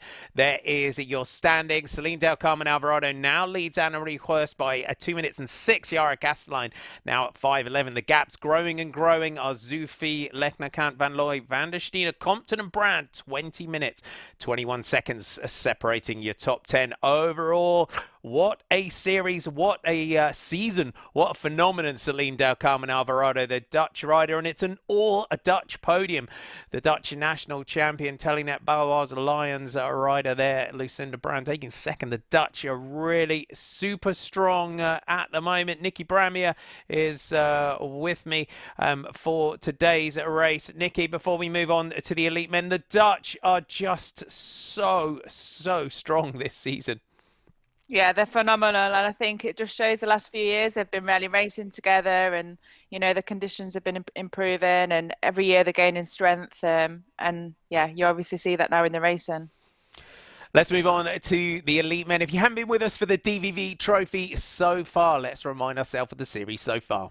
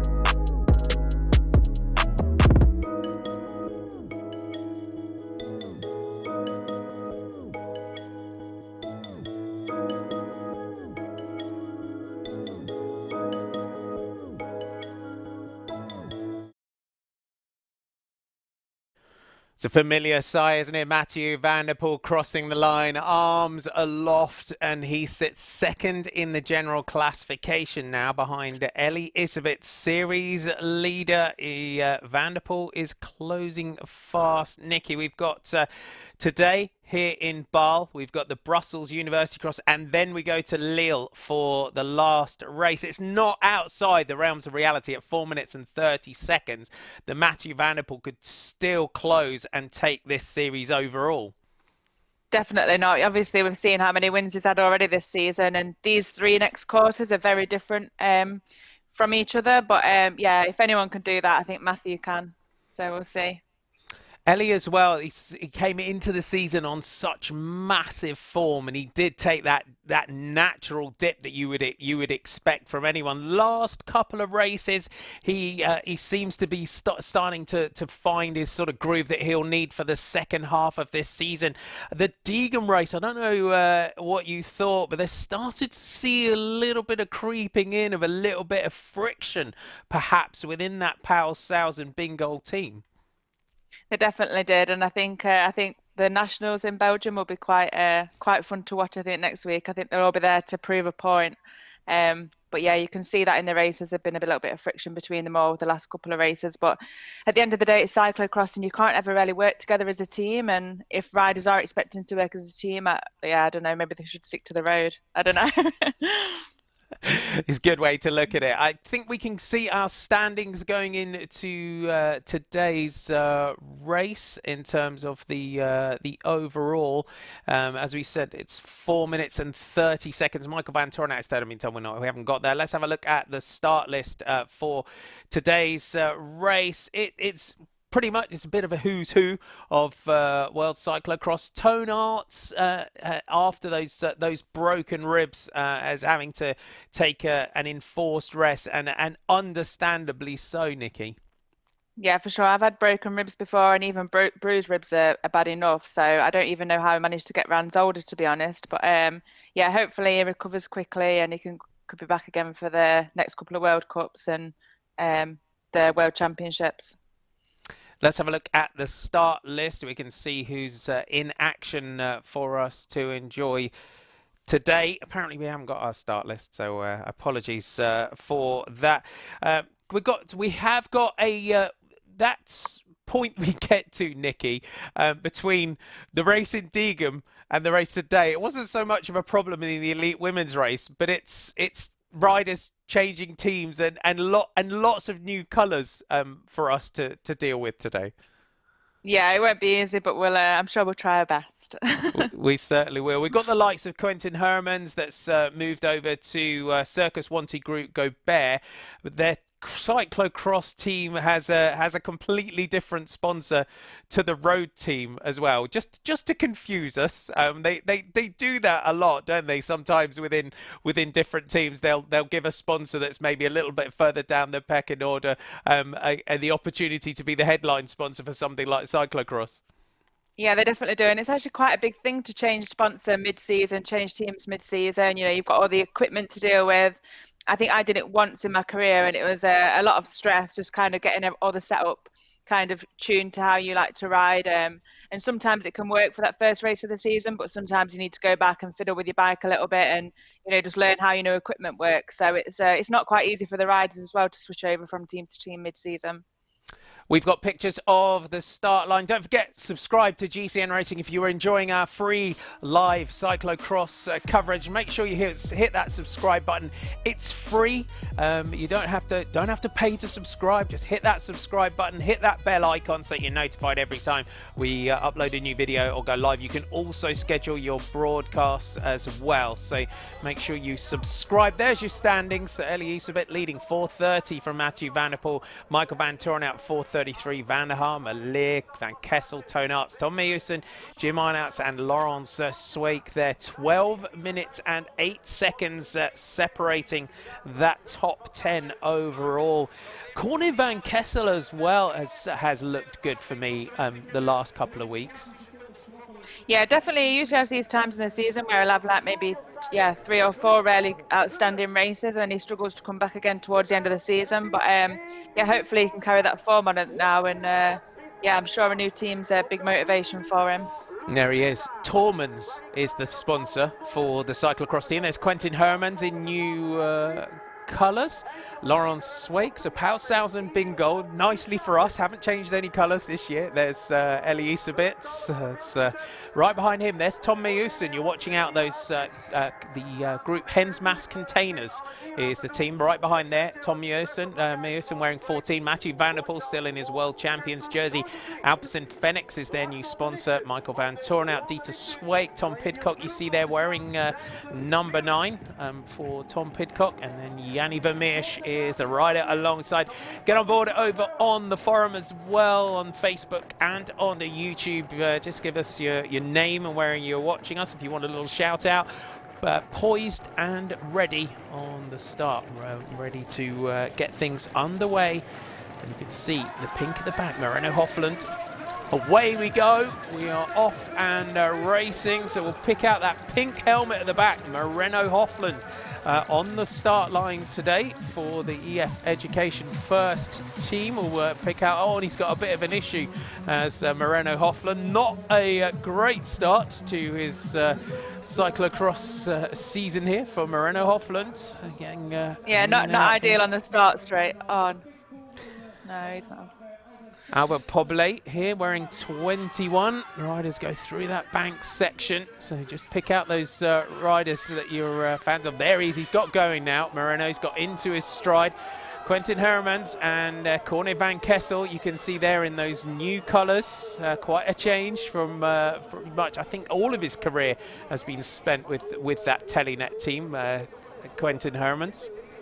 Yeah, I think when I was on there, I think he was a junior at that point, and so yeah, he's never been out of that outfit, so it'll be quite different for him being in a different team now.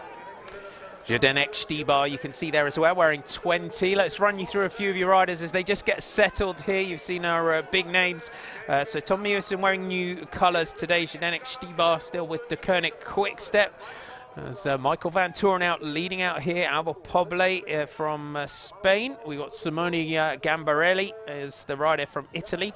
We got Junquera from Spain. Andrew Janet, as I've been told to pronounce it, from the Pony Shop, presented by KPMG. He's wearing 28. Stephen Hyde is wearing 31. Watch out for Stephen Hyde from Cannondale cyclocrossworld.com. Curtis White is here on the start list as well from Cannondale Cyclocross World. Andrew Giuliano from Grit World Racing. Shimano is also there.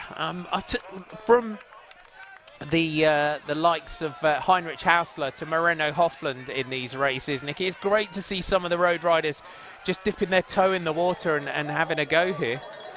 It definitely is, and I'm sure that they're obviously quite focused on the classics in the next couple of months, and this isn't I can't really think of a better way for road riders to prepare for those classic races than getting stuck into some cross mid-season. You know, if you're doing some endurance rides around it, and you can work on that top end a bit and have fun, and you know, kind of just get out there in that rubbish weather at this time of season. It's yeah, it's really good. You do as a cross rider, don't you? You know you're going to get wet, you know you're going to get muddy, you know you're going to get cold, so you just get on with it, don't you? Yeah, you just accept it. Yeah, and you just wrap up warm before, get a bit of a warm up on the rollers, and then into the race you go, and then you're home and dry in like an hour, so. It's good to see. Tom Pidcock getting up here for British fans for Trinity Racing. So Tom Pidcock, can he have a good day today? This course could suit Pidcock today.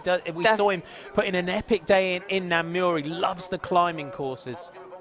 Definitely, and I think the more fun the courses are, then the better he goes. He just, you know, the races where he can really have a lot of fun on his bike, he seems to just thrive. And yeah, he's also had quite a good start today, which is good for Tom. Sometimes he hasn't had the best of starts, yeah. Indeed, as he just moves up there, and you can see. I remember thinking back to last year, the descent, and Sid put it in one of his epic montages. Was Mathieu van der Poel going down that descent as he just comes to the front now, the ominous sight. Elise a bit fighting to get on his wheel.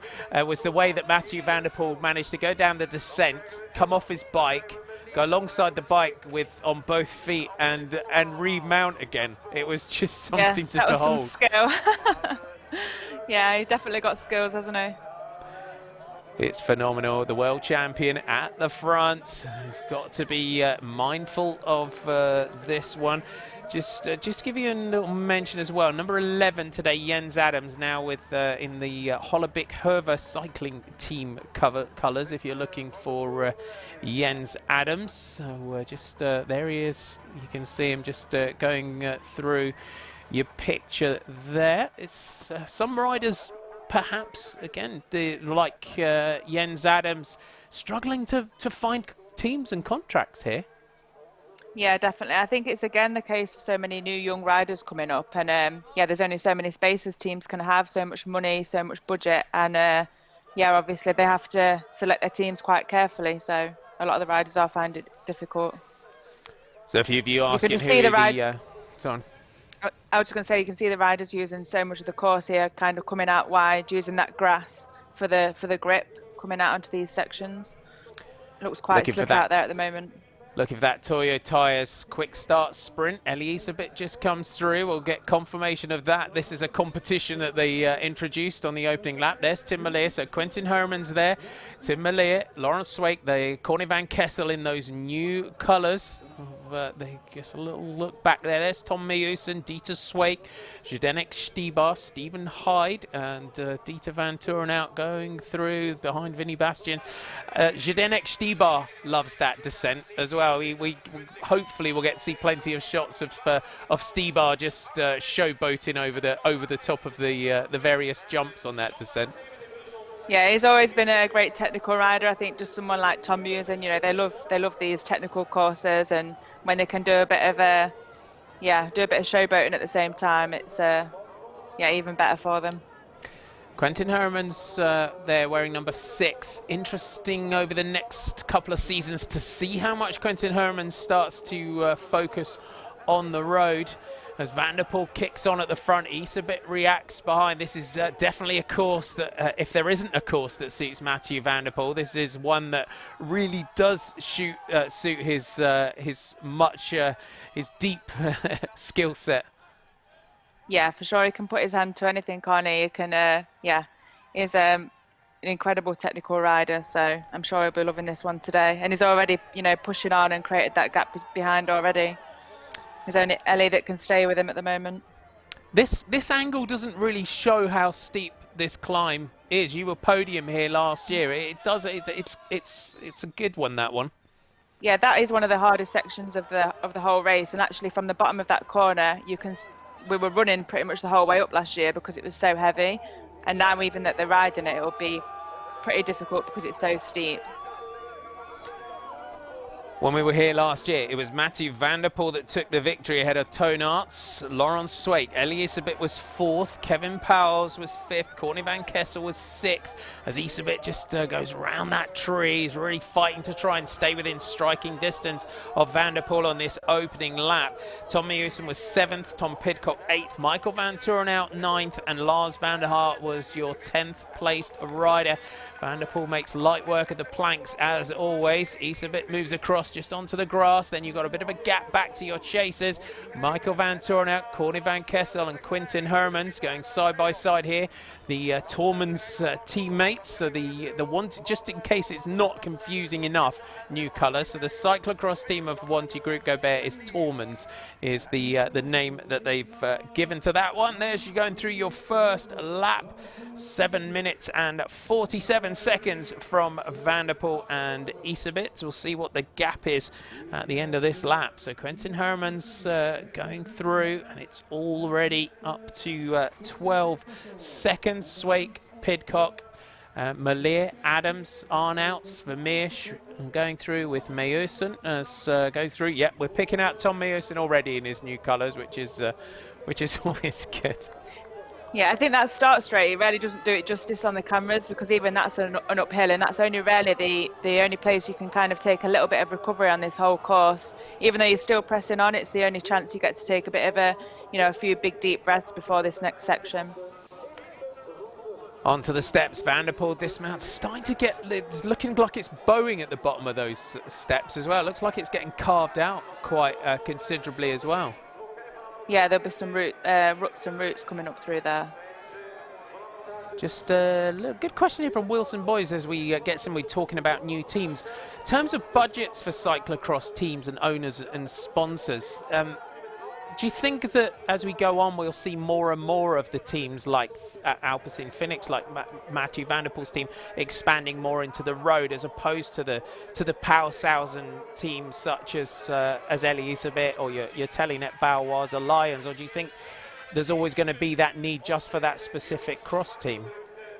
I think it really just depends on what kind of rider you see yourself in the future. You know, some of these riders might do cross for a few years and then start to dabble in a little bit of road and see that they could perform quite well there. I think it's only when you're a really young rider that you can do everything. I think when you get older, you really have to specialise a little bit more. And I think definitely the crossover from cross to road is definitely much easier than road to cross. Has there been, when you look at Elisabeth, into looking at the challenge here with Van der Poel, you'd think, you've almost got to think, I've got to get, just if I can, get past him. Has there been a lot of discussion over the last couple of seasons from, you know, the echoes coming out of the men's teams in terms of how they can challenge the dominance of Mathieu?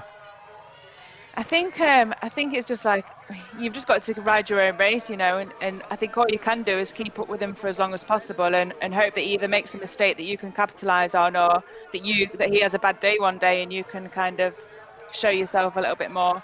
But I'm sure Ali is just trying to maybe stay with him for as long as possible until he can see him either make a mistake or until he just can't keep up anymore. But with Mathieu, I think a lot of the time you see he'll make these huge efforts in the second or third lap and it'll just totally crack everybody else. And he doesn't necessarily keep going that speed for the whole of the race. He'll back off a little bit, but he's just created that big gap at first that makes the other riders think, oh, I can't possibly stay with him. Shock and awe is the description generally give Mathieu's exactly. Yeah, I think he's got a pretty big VO2 max and he can probably go really deep for maybe 3 or 4 minutes and then he can go back to the pace that he was doing originally and recover fast. Here's your chasing group. Corny van Kessel and Quentin Hermans now in this new Tormans colours of the Circus Wanty group. Go Bears, they will be in the season. Swake, Mallet, Pidcock, Adams going through. So Jens Adams, you're seeing here, it's going to drop back to a local club team, no pro contract. Jim Arnouts, Tom Meyerson, Yanni Vermeersch, little replay. Tom Pidcock having fun, as is Laurent Swake. This is what we will have to see, isn't it? Exactly, yeah. It's all about the show. It is indeed. If you don't follow Tom Pidcock and Cameron Mason on social media, do, because when you see the pair of them out playing, but also Tom Pidcock when he's out on his mountain bike as well, some of the stuff that he does out on his mountain bike, you can see why he's just so comfortable and just so relaxed coming down that sort of section.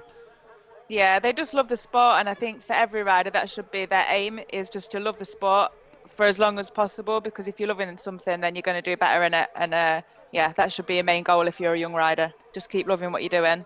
Don't let anything ever become like kind of just boring. Just have fun. Exactly. I think we need to all have more fun. We need to play more, definitely, out there on your cross bike every day. Get out and play in the mud. Here are your two leaders, Mathieu van der Poel and Elisabeth. Van der Poel, he's thrown his first set of attacks at Elisabeth, and at this stage, Nikki, Elisabeth's answered. He's looking good. Mathieu now, as you said, just looks like he's just throttled back just a little bit. Yeah, Matthew's clever, you know, he's made that first effort to kind of see who's able to stay with him, and then he'll probably relax a little bit, stay the same pace, and then you'll probably see him in a lap or two just make that one massive, huge effort. And yeah, I'm not sure Ellie will be able to stay with him. We'll have to wait and see. Little wheelie there from Corny van Kessel just to avoid that big puddle. Pidcock, Swake and Mallet. This group's still very much together. Just got to give a little shout out to Andrew Matthews and everyone watching in Bristol at the Business As Usual Cafe with Emily Bates, who works with us here at GCN and Shift Active Media. So thanks all of you for watching over in Bristol. It's a great cafe. So remember, get onto the GCN app. Send us your videos of you watching coverage. We want to see whether you're on Zwift, you're on your trainers, you're in your basements watching while you're training, you're all watching together in your bike shops. We want to hear from you. Pidcock, Swake, Mallet and Adams here pressing on, but Elisabeth now through to the front. He's found his way up towards the front of the race. Great climber, isn't he, Elisabeth? Yeah, and I think what Matthew will be here is not really necessarily sat behind him to try and recover. What he's going to be doing is looking for where Ellie's going to make mistakes, and you'll probably find that as soon as he makes a little mistake, that'll be Matthew's cue in a couple of laps to attack him on that section. Onto this climb, Isabet. You can see the chilly temperatures today. Isabet with the leg warmers on. Van der Poel's got the shorts on. Back to your chasers. Great to see new colours coming in to World Cyclocross. The Circus Wanty Group Gobert team, that Tormans Cyclocross team as it is.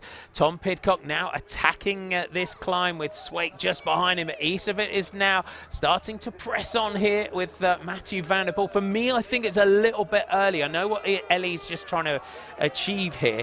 It just seems to me a little bit earlier on. I would be thinking perhaps save something for a little bit later on in the race when Van der Poel puts in that next big burn of power. Yeah, it's true, but I think Ellie's also aware of the riders just behind him, and he probably wants to keep forcing the pace because he probably knows that Matthew is going to ride away at some point. Even though, yeah, I don't know. I think he probably knows that, so he's trying to create that gap behind while he can. Little slide out behind there from Corny Van Kessel. Back to your chasing group. The British champion leading out. Hermans and Van Kessel. Just bunny hop over the top of that one. New motivation for Corny Van Kessel today. There's your next riders coming through. It's starting to look a little bit sketchy out of that corner. Pidcock over the top of the planks. Jim Arnouts, Tom Meyusen. So you Tom Meyusen fans, you're now looking out wearing number 14, the green, yellow and orange ready colours of Hens Mass Containers. Round at the end of lap 2, 15:36 is your gap. And it's just about 6 seconds here back to Hermans, Van Kessel and Ventura now. Unless Isabet and Van der Poel put in an attack here, I could see Van Kessel and the chasing group getting back here. Yeah, maybe they will, especially on this section now. This first bit of the course is quite fast. So now would be the time to get back on because the other riders are probably taking a bit of a breather in front, ready for the heavy parts in the last part of the lap. So Zdenek Štýbal goes through. Stephen Hyde going through there in 15th. So that's a good ride today from Stephen Hyde in that top 20. He's had some good start positions so far this season. Hasn't quite managed to maintain that as the race has gone on. But this is a much better performance from him today in 15th. Yeah, it's definitely good. I think this is a course where it doesn't matter if you don't have the most amazing start. I think you can make up places quite well just by following your own line because it just splits so early. And there's your leader, Pau Thousand Bingals, Ellie Isabet. Thanks all of you for saying hi. Wouter just checking in from Porto Airport. Little shout out to the little crowd watching in Porto Airport. I love hearing from where you're all watching us today. What do you think of the new kits? A few of you not quite sure about this Tormans kit here for Quentin Hermans and Corny Van Kessel. Matthew Van der Poel, of course, in that World Champions kit, but we've seen the new blue and red Alpecin Phoenix kit. It does look good. There's Jens Adams going through in the white. Malir goes in for a bike change. Vermeersch doesn't. Tom Meyerson does. So this chasing group just about to make contact with the leaders on this lap. Elisabeth, Matthew Van der Poel, Hermans, Van Kessel and Van Torenau almost on to the back. This should play nicely for Quentin Hermans and Corny Van Kessel now just with the two of them. Yeah, definitely. I think riders are probably changing as well, changing bikes. I don't think because there's so much mud on them. I think just to kind of get a little bit more grip on the tyres. This kind of mud really sticks around the whole of your tyre, so then it almost becomes like you're riding on a slick. So if you can change bikes and get a little bit more grip on some of the corners, it really helps. Tom Pidcock clearly having fun for Trinity Racing behind Van der Poel, Isabet. I've got some chasers, so that leading group gets some reinforcements. There's Tom Meyerson coming down that descent.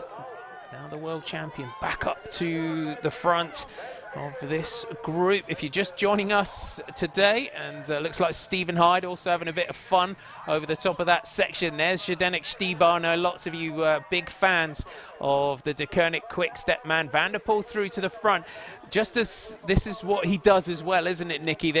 He just let, again, Hermans and the chasers just get on here, Van Kessel and Van Toren out. Then you put in the attack before they get that chance to recover. Yeah, they've obviously been chasing hard for the last lap and a half. So now they're kind of looking forward to a breather, and Matthew's like, okay, my time to go again now. Make you suffer a little bit more. Tom Pidcock out of the saddle. There's Adams just trying to close the gap down. Demo just checking in from Shanghai on the couch with a broken knee. Get well soon. It's always interesting. You get healed very quickly. Joseph Cross checking in from Asheville, North Carolina. Juan Acosta asking what happened to Moreno Hoffland. He'll be out there.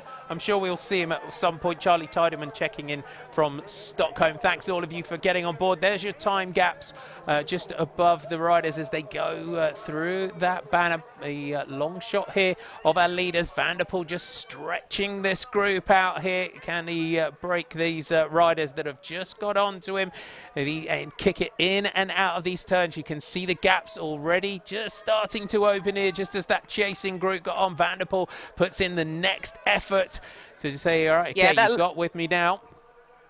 Yeah, that long descent, you can really again take a bit of a breather before these tight corners and onto the road again, ready to make that next big effort.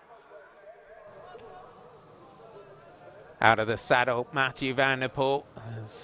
Just seeing that shot there of Quentin Herman's just trying to recover, which is easier said than done when Matthew Van der Poel is on the front like this.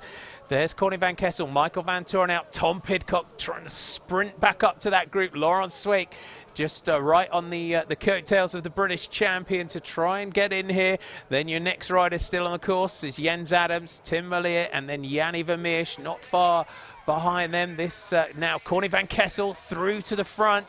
Quentin Hermans was on the front. It looks like they have opened up a bit of a gap. You just see Van der Poel and Isabit just going down through that section. That is the gap.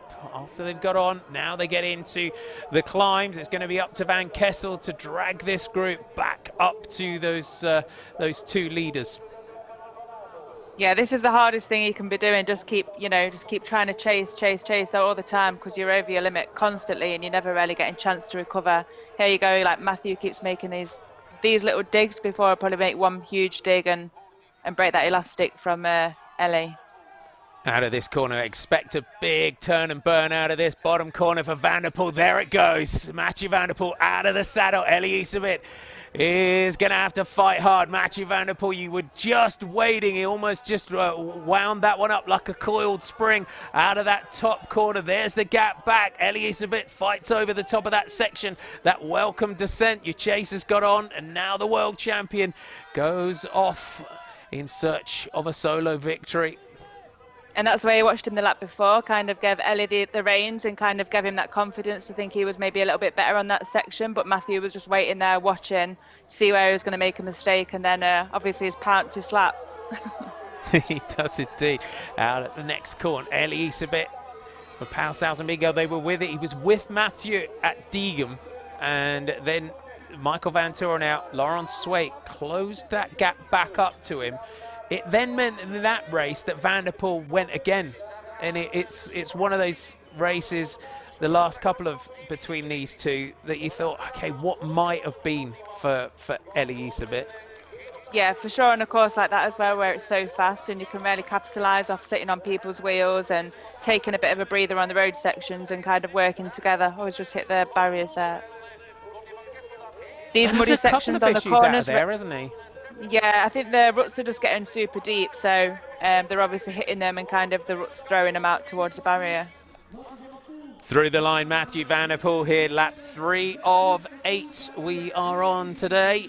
And your time stops there, 23:05. It's 3 seconds back to Isabit. It's closable if Isabit can dig deep here and get back. Jens Adams, so new colours for many riders today. Hermans, Van Toren out, Van Kessel. Cold hands there for Corny Van Kessel, just shaking out his hands. 19 seconds opened on that lap. Phenomenal. Yeah, it's ridiculous. He's obviously made a big effort there. There's Lawrence Swaite going through just behind Tom Pidcock, who's sitting in 6th place. So Tom Pidcock was 8th in this race last year, so still your top 10 going through. Van der Poel gets to the top of the steps as Ellie Isabit just starts them at the bottom, straight back on at the top of that one. Isabit remounts. The Pau Sausen Bingo manager wasn't too happy about the tactics of the team, as in Degen Stibar, there's Dieter Swaik, Vinny Bastian, Stephen Hyde, Jim Arnouts going through next. And then a little gap back there to our next rider back to the front. Thanks all of you for getting on board. Michael Paplo saying hi. Thanks all of you for checking in today. John Steinhauser from Otsego, Michigan. Thanks for saying hello. Josh Hodge saying it's weird to transfer mid-season. It is quite strange, Nikki. I always think the fact that you go through the cross season, especially with cross-specific teams, that we do change teams on the 31st of December. But for there's a little replay of Corny van Kessel where he keeps himself upright on the barrier there. But when you see teams like from Quentin Hermans and Corny van Kessel, when it's a road team and they're going to expand their program and do a lot more, it makes a little bit more sense in a way. Yeah, at one time or another you're going to have to change your equipment and your sponsors, and obviously if you're in a road team, the contracts run from the 1st of January until the 31st of December, and the sponsors want you to be seen in their kit, their sponsors to be shown, so it makes sense in that way. But for a cross team, it's I think September till September makes more sense. When you're and then you're changing at the start of the season. When you're in a situation like Corny van Kessel and Quentin Hermans, and you change equipment like this mid-season, how much time before do you generally get to play around with your equipment? But there's always that transition between training and racing, isn't it? It's very difficult sometimes to just replicate the sort of conditions and speeds and things that you have in a race situation. I think it really depends what team you're going to. For example, when I changed from Telenet to Bowles Dolmans, it was maybe I got the bikes and everything a month before, so I could at least try them in training and get them set up, and that was quite organised. But when I had my own sponsors and I changed from riding for Bowles and to Medita, everything was quite last minute, so that made it become quite stressful. So I think it really depends what team you're going to and how organised and how efficient they are. But if you can get your bikes earlier than a few days before the 31st of December, then that helps. Definitely. A few of you asking what bikes these guys are on. They're on Cube, the Tormans team. This team have raced on Cube bikes for many years. A lot of you asking again where the return of Wout van Aert. He came back to learn how, and he's just a little softly program for Wout van Aert to get back into racing. I think that's definitely the way forward after a big injury and a big crash like he had in the Tour. The worst thing you could do is rush back into racing.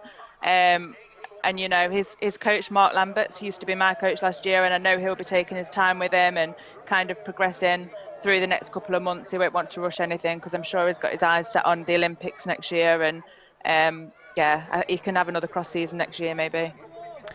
There you go, just 40 odd seconds back to Tom Pidcock. A few of you asking about Tom Pidcock in terms of does he ride his mountain bike? He does. He's the British under-23 mountain bike champion is Tom Pidcock. So he does get out there on the mountain bike. Mathieu van der Poel, though, is making light work of this course here today.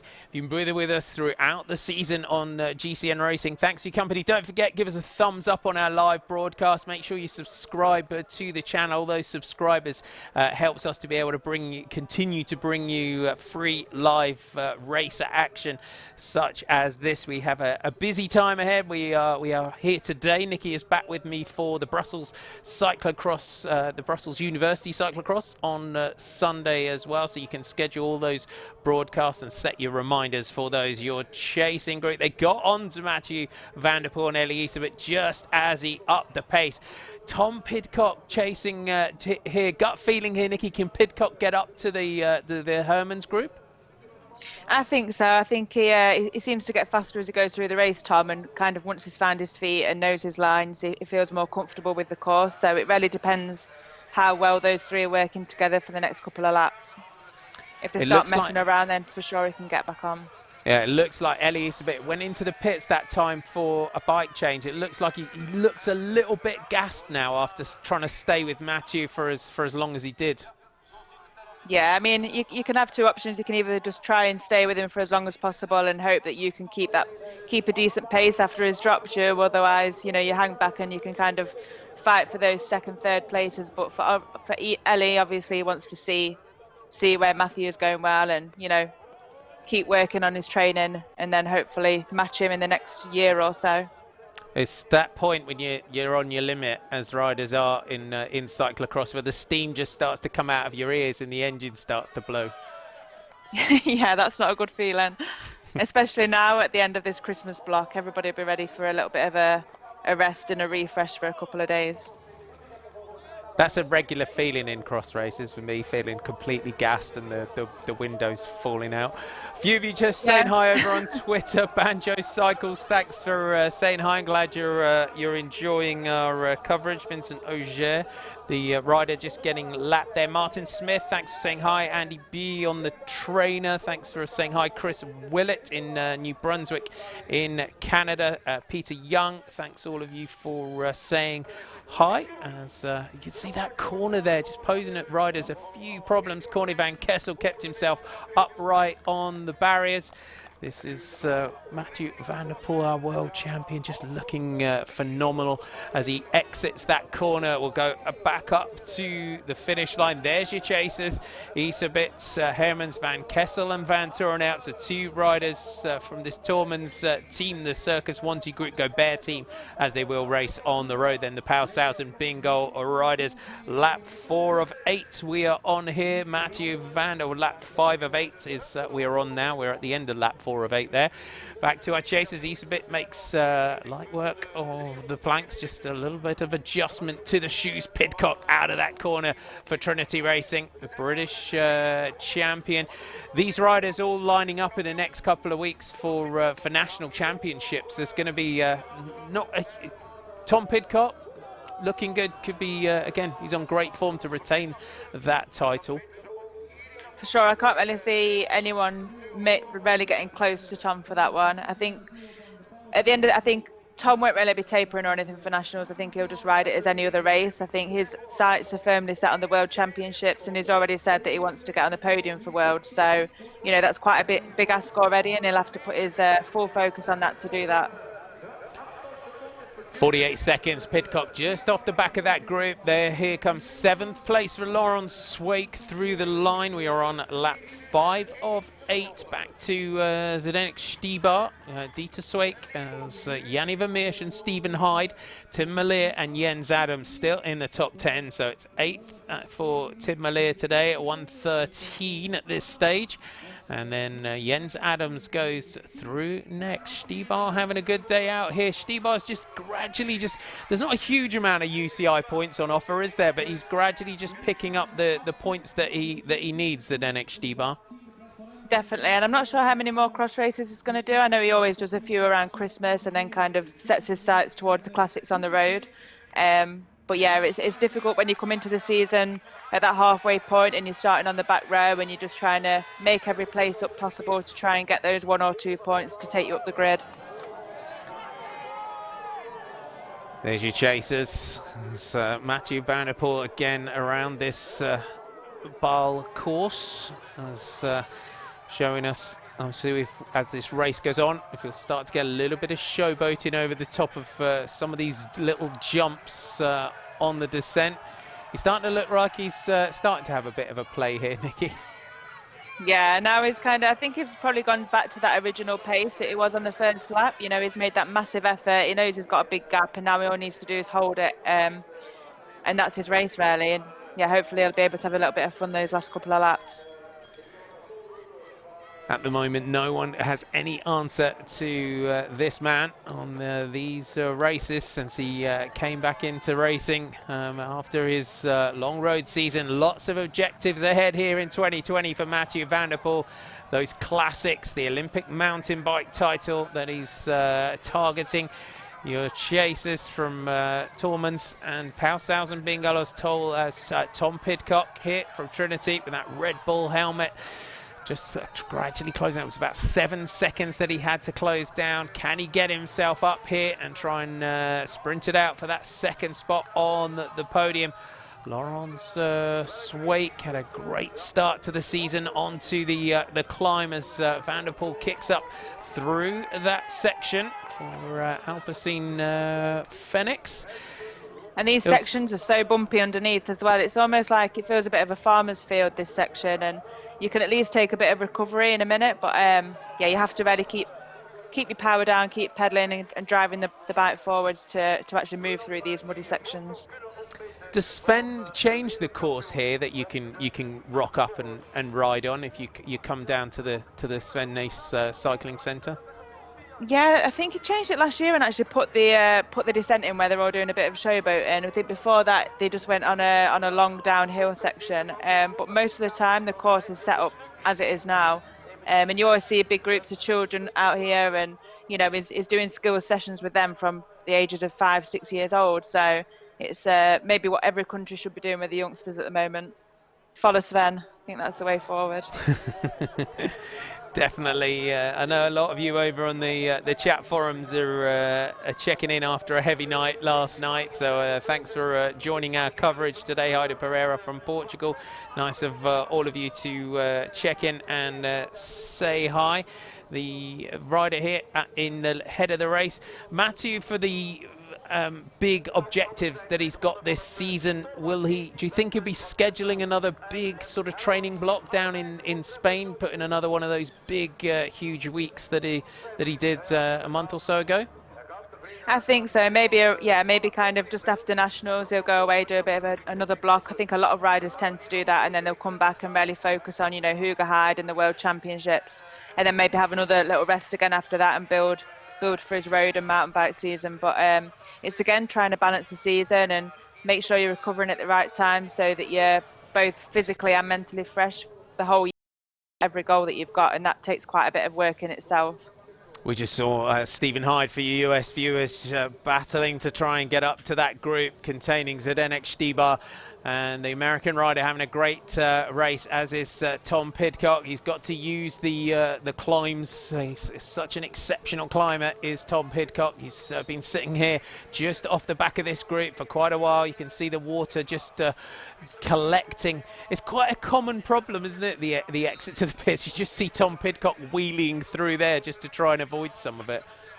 Yeah, it almost shoots you through the pit rather than kind of on the line of the race. So you have to remember that every single lap. But yeah, I'm sure riders are changing just for the fact that mud's getting on the tyres, and also like for rear mechs, making sure there's no mud getting into the there you go, getting into the chains and everything and messing your gears up. Mathieu did the same. You just see through that section, just a little wheelie through there, goes into the pits for a bike change. Wilson Vasquez checking in as well. Thanks for saying hi. Montana Jones from is also checking in. Thanks all of you for saying hi. Don't forget, subscribe to the channel. It's always a big help to us. We are here today for the GP Sven Nys in Baal. The next round of the DVV Trophy will be our next broadcast. That will be on Sunday. Back to our chasers still. Elie Iserbyt did everything that he could to try and stay with Mathieu van der Poel today. His arch nemesis, you would say, Tom Pidcock, is on the other side. Elie Iserbyt will be able to see him, and he puts the hammer down out of this group to try and put Quentin Herman, Michael van Torenhout and Corny van Kessel just into a little bit of trouble behind.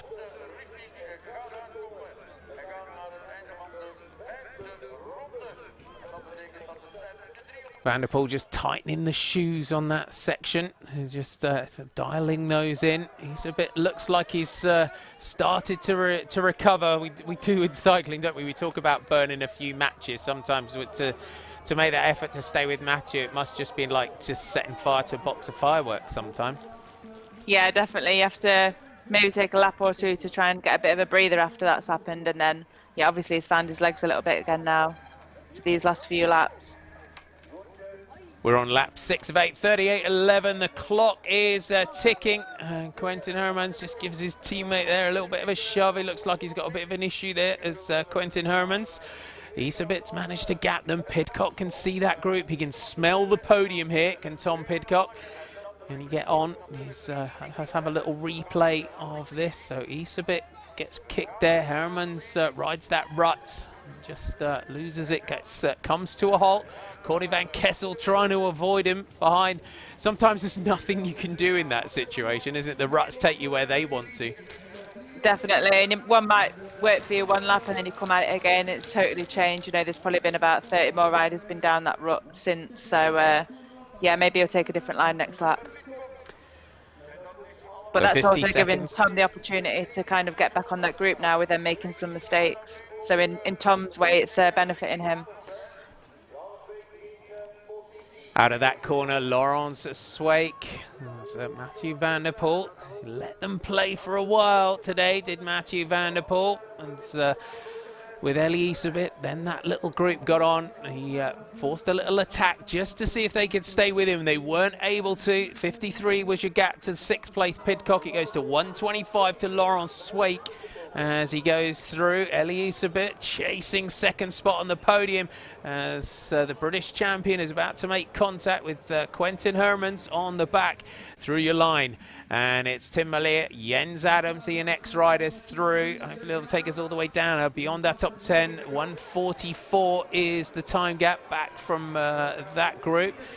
And the January the 1st race, the crowd's out in force, as they always would be. There's Zdeněk Štýbar is going to go through just outside that top 10. So Zdeněk Štýbar goes through there in 11th. Stephen Hyde chasing the top 10 today. Stephen Hyde is not far away. That would be a solid result for the American.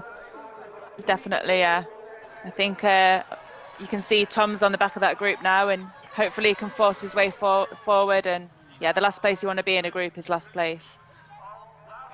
I think we'll start to see Matthew maybe. He started recently as he's getting older. The showboating just kind of starts on the final lap here. Yeah, maybe it's just so, yeah, he's so in the zone that he's not really thinking about that just yet. Yeah, you got to be careful And, as well. and So again, many it's objectives to come. cyclo. Yeah, and again, it's cyclocross. Anything can happen. You know, every lap is different, and you know, it might, you know, either wash out or he might get a mechanical, and so he needs that time. He can't really just sit up and enjoy it just yet. There's a long shot of your descent, Iserbyt. A little gap back there to Corny van Kessel. Van Torenhout, Hermans, Pidcock has got onto but the back of Hermans, but the gap is opening to those riders just ahead of them. These new colours for Quentin Hermans and Corny van Kessel today. A solid ride from the two of them, but no one able to stay with this man. Elie Iserbyt, a little bit of an issue there. We just saw him remounted, just banging that brake lever to straighten that one up. That's allowed Corny van Kessel and Michael van Torenhout to get back on, and van Kessel's pounces, goes straight past Elie Iserbyt and up to the front of this group. We'll see if we get a bit of a replay of that one. He must have had a crash on that last corner, I think, for him to be banging his shifter like that. It's obviously bent when he's crashed, so. And as you said, anything can happen. A gap of 20, 30, 40 seconds can disappear with a bit of a tumble. All of a sudden, the gears puncture, that kind of thing, and gaps can just disappear.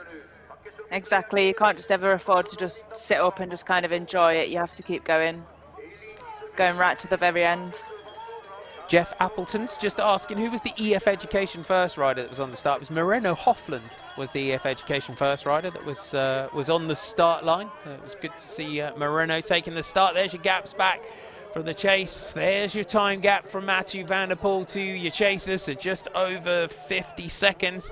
So they've lost about 6 seconds as Elie Iserbyt, he went through at 45 as Van Kessel, it is that now has an issue. I think the weather's, the temperature's probably dropping a little bit now the later in the afternoon it's getting, and making maybe them corners just a little bit slippier than earlier in the day. So that's why you're probably seeing them make more mistakes. And obviously the fatigue from the last couple of races is probably in the legs as well. And it's just been getting chillier as the day goes on here. Jens Adams and Tim Mallier not far away. Your leader, they're concentrating on this battle for the 2nd and 3rd spots on the podium. Look, you saw Elie Iserbyt just see that he had a bit of a gap there and puts in a bit of a burn. Yeah, that's what you have to do. You have to kind of really be aware of what the other riders are doing around you, and you know, you never kind of want to take a full look back, because as soon as you look back, the others can see that you're kind of a little bit worried about them. But yeah, you try and look across the barriers. The standings going into today, if you weren't with us at the top of the programme, Ellie Isabit here, the leader with 5 hours, 7 minutes and 3 seconds in the DVV Trofee overall. As we said, it's a series that goes on a cumulative time as Pidcock just kicks past Herman's here to move up. Tournout has got up to Ellie Isabit. 4 minutes and 30 was the gap from Ellie Isabit to Matthew van der Poel, who's just been steadily climbing the DVV standings overall since he came back into racing. Has made up a considerable amount of time. You've got the Brussels Cross to come, and then Lille. Could he potentially snatch this series away from Ellie Isabit? They're sitting within a minute to Matthew van der Poel. It's 4:30. Michael van Toornout is third at 4:33. Lars van der Haar was fourth going in today at 5:44. Tim Malier was fifth at 6:07. You had Corny van Kessel was sixth going in today at 6:49. Toon Aerts was seventh at 6:51. He's taking some time out just to recover from those broken ribs. Tom Meyusen was eighth going into today at 8:47. Not having a great day out today. Jim Arnout's ninth at 11:23, and Laurens Sweek at 12:08. Your order: Matthew van der Poel, then Ellie Isabit, Michael van Toornout, the two Tormans riders, Van Kessel and Herman. Separate little issues for them, and Tom Pidcock has found his way past, going to kick it up this climb. Can he make contact with those two riders ahead of him and try and make the podium here? Good attack now by the Trinity Racing man. I would look at this. I think this series, Nikki, is going to come right down to that final race in Lille potentially. Definitely, and I think we also have to remember is the next two races are actually quite fast races, so it's difficult to make up much time. So I think they'll be aware that Baal is somewhere where there's usually big time gaps between riders, and they'll be taking the opportunity to really get every single second they can, because they know in Brussels, for example, it's quite a fast course, and especially Lille with the sand, it's you probably only see maybe 15-20 seconds between each rider. 45 so now's minutes. a great opportunity. 45:53 is your gap. Yeah, now's a great opportunity for them to kind of make up as much time as possible in this series. Ellie Isabit takes the planks, man. Touring out, Pidcock. Ellie Isabit just has a glance back here just to see where the Trinity man is behind, to see what a damage he's doing from that gap. Van Kessel and Hermans just getting used to that new equipment for the two riders here. Now moving across to this Tormans team. They will race on the road with Circus. Tom Pidcock attacks past Michael van Toornout to try and get up now to Ellie Isabit, lap 6 of 8. They go through at 50 seconds, but that is the battle for the second and third spots on the podium. We have got a race on our hands for second and third, just 2 seconds between Tom Pidcock and Ellie Isabit. Tom, do you think, looking at Tom, that the starts are something that Tom can do a little bit of work on potentially? I think definitely he'll know that this season. He will have seen that that's where he's struggling in the races, and he's always coming back strong towards the end. So, you know, I'm sure he knows that if he can get a better start, then he's going to be right there at the beginning and able to put those attacks in and actually make those winning moves at the end of a race, or, you know, secure those second places. But he's almost setting himself up for a real big chunk of hard work right at the start of a race, just with getting that not ideal start that he's been getting. Today it was a little bit better than it has been, though, so that's positive. Yeah, I think for me, Namur was one of the best performances that we've seen yet at the elite level for Tom Pidcock. It goes for both Ellie and Tom. We look at what they've done as juniors. We look at what they've done as under 23s. Now, when you get into the elites, not everyone as an under 20 who's been a world champion or as an under 23 can get up there as an elite, can they? And now it really is coming on strong at the end of these races, and that as a still an under-23, still a very young rider. This is when you really need that endurance, isn't it, to be able at the end of these hour-long races, when they're run off at this pace, to be able to still be attacking in the manner that these two are. They've kind of got to serve their apprenticeship now as elites. It's a big jump from under 23 men to elite men, and the people that can make that jump are obviously setting themselves up really well for a good long career, because if they're there straight away when they go into elites, then they're kind of getting that race experience, they're learning how to win. Whereas if you're kind of back in the field a little bit more, you never really get the chance to go for those wins, and maybe your confidence doesn't grow either. But I think with Tom and Ellie, there's always been a big rivalry there, and Tom looks like he's putting the pressure on Ellie now. So I love that he's crossing it up massively on that descent as well. Beautiful there by Tom Pidcock. Watch this. Again, he's just having fun, isn't he? He's just riding his bike and having fun. That's what we love to see. Someone at the top of their game, really out there and just enjoying themselves. Pidcock is attacking Issa bit, the rider here that was with our leader, Matthew Van der Poel. Now Tom Pidcock is chasing, attacking that second spot on the podium. The Trinity Racing rider, this team, Tom Pidcock, Cameron Mason and Abby May Parkinson. Again, we hope that this team can grow and grow over the years to come. I think Tom's just really took his time. He's been patient those first few laps. He could see that group just in front, and he was kind of letting them wear themselves down a little bit, and little by little he's managed to get back on, and now he's really making those a big kicks out those corners and really attacking again and racing. It is indeed. Here you go, Pidcock and Isabet. This is a good battle between these two. We've seen many battles between Tom Pidcock and Ellie Isabet over the years. There's your time gap. This will help Ellie Isabet in terms of the general classification as well, that having Tom Pidcock there, that's really now still up in the pressure, up in the advantage on this final lap. Ellie, even if he can't out sprint Tom at the end, this is in terms of that general classification. If he can keep this gap around about that minute, maybe just inside that minute advantage to Matthew Van der Poel, he might feel that he's got a little bit more confidence going forward in the series. That's it, yeah. It's again just not about making any mistakes, and just keep focused on your race and what you can do. And you've seen again, like Matthew's made that big attack. There's a minute gap there, 50 seconds, and it's not really going out anymore. He's just holding it, being controlled and racing his race. He is indeed. He's now building that second winning streak. There's a good shot between your second and third spots on the podium. Michael Van Toren out being chased hard for that fourth place between Quentin Hermans and Corne van Kessel. Still together, those Tormans riders. Isabet has locked himself onto the wheel of Tom Pidcock. So they will come round and get the bell next time. Van Kessel just almost back with Michael Van Toren out. You can see the riders today. Lots of riders taking the leg warmers. Quite chilly for the riders here in Baal today as Van Kessel gets back on into the pits. Last lap, Tom Pidcock pitted. Ellie Isabet didn't. Pidcock now out of the saddle. I think when we go all the way back to the Koppenberg cross at the beginning of this series, it came down to the pit change between Pidcock and Isabet for that victory. It's getting tactical in terms of who's pitting and who's not. It is, and those riders will know that as well, and they'll be keeping a good eye on each other the next couple of laps, and just trying to make time on each other when they can.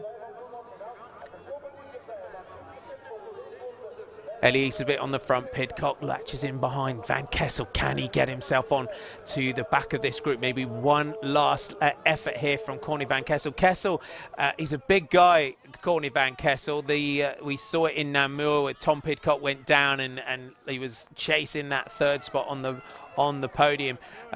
Corne on a hilly course like this can use his power on these long sections to maybe get back up to those two riders, because it's quite a long straight if it came down to a sprint. Yeah, out of that corner, there's quite a long way to the finish line, so you don't have to be the first rider out that corner. Like for example in Diegem, you needed to be up the steps in first place really to win that race into the last corner, but here you can afford to maybe sit on and then kick maybe 10-15 meters later. The crowd, you can see leaning over the barriers, trying to get a glimpse here of Mathieu van der Poel. Alpecin Phoenix, your new sponsors for the world champion, will turn right there into the straight. These two, another little charge of open up another gap. Tom Pidcock puts in another attack to try and distance Elie Iserbyt. Little shake of the head perhaps there from the Pau Sausen Bingo rider. They've seen that Corne van Kessel is closing. They don't want to let him get on. Final lap here in Baal. Mathieu van der Poel, the winner last year, 53.47. It's lap 8 of 8 here as Elie Iserbyt just dabs that foot as Pidcock pushes the speed through some of these slippery, muddy sections onto the planks. Pidcock through them. Iserbyt out of the saddle, tries to get back up to the British champion. Maybe that was the effort there from Corne van Kessel, that last-ditch effort to get back up to those leaders just ahead of them. You can also see Elie is a little bit tired. He's really hanging to stay with Tom, and you can even see it on the planks just before his back wheel hit the second plank. So it's obviously he's a bit tired, and this last lap he's got to really hang on to stay with Tom, I think. This is the point. You can see the gap back now to 42 seconds for Mathieu. Last lap, he just takes the pressure off a little bit, gets safely round, doesn't need to push it now, doesn't need to make any kind of mistakes, not that he makes very often. No, of course, and I think even if he does take it a little bit steady and he's seeing the other riders coming back, he'll be able to kick again and put a few more seconds back into them. So I'm not sure whether Mathieu is going to go for this series overall, or whether he's just taking one race at a time.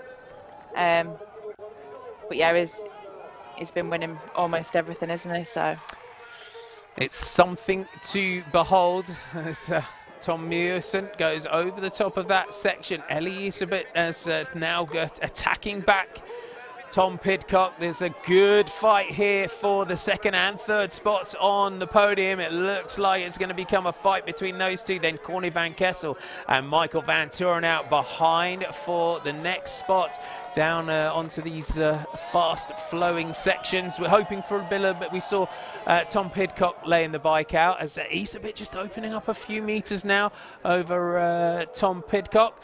We're hoping for a little bit of showboating on the final lap as well from Mathieu van der Poel. Yeah, I'm sure from him. I'm not sure about Tom and Elie, whether they'll have a chance now to do any showboating or whether they're just going to be flat out racing each other. Guess we'll see. This is the final lap. Mathieu van der Poel, your leader, Iserbyt and Pidcock. The gap's opening. Elie Iserbyt just opening up a few meters gap now over the British champion. Iserbyt was with Mathieu van der Poel early on in this race. Pidcock has battled his way back up to the front. Now the series leader attacks at the head of the race. He's 4:30 ahead of Mathieu van der Poel going into today. If he can, we went through that lap that time and it was back to just 42 seconds. So this could be a blessing in disguise here for Elie Iserbyt. I saw after those stairs back before the pits as well. I think Elie had pressed on a little bit, put Tom under pressure, and Tom had slipped around one of the corners. So maybe that's where that gap's come from. They had a great battle in that under-23 World Title Championship race. And this man, another day, another phenomenal performance from Mathieu van der Poel.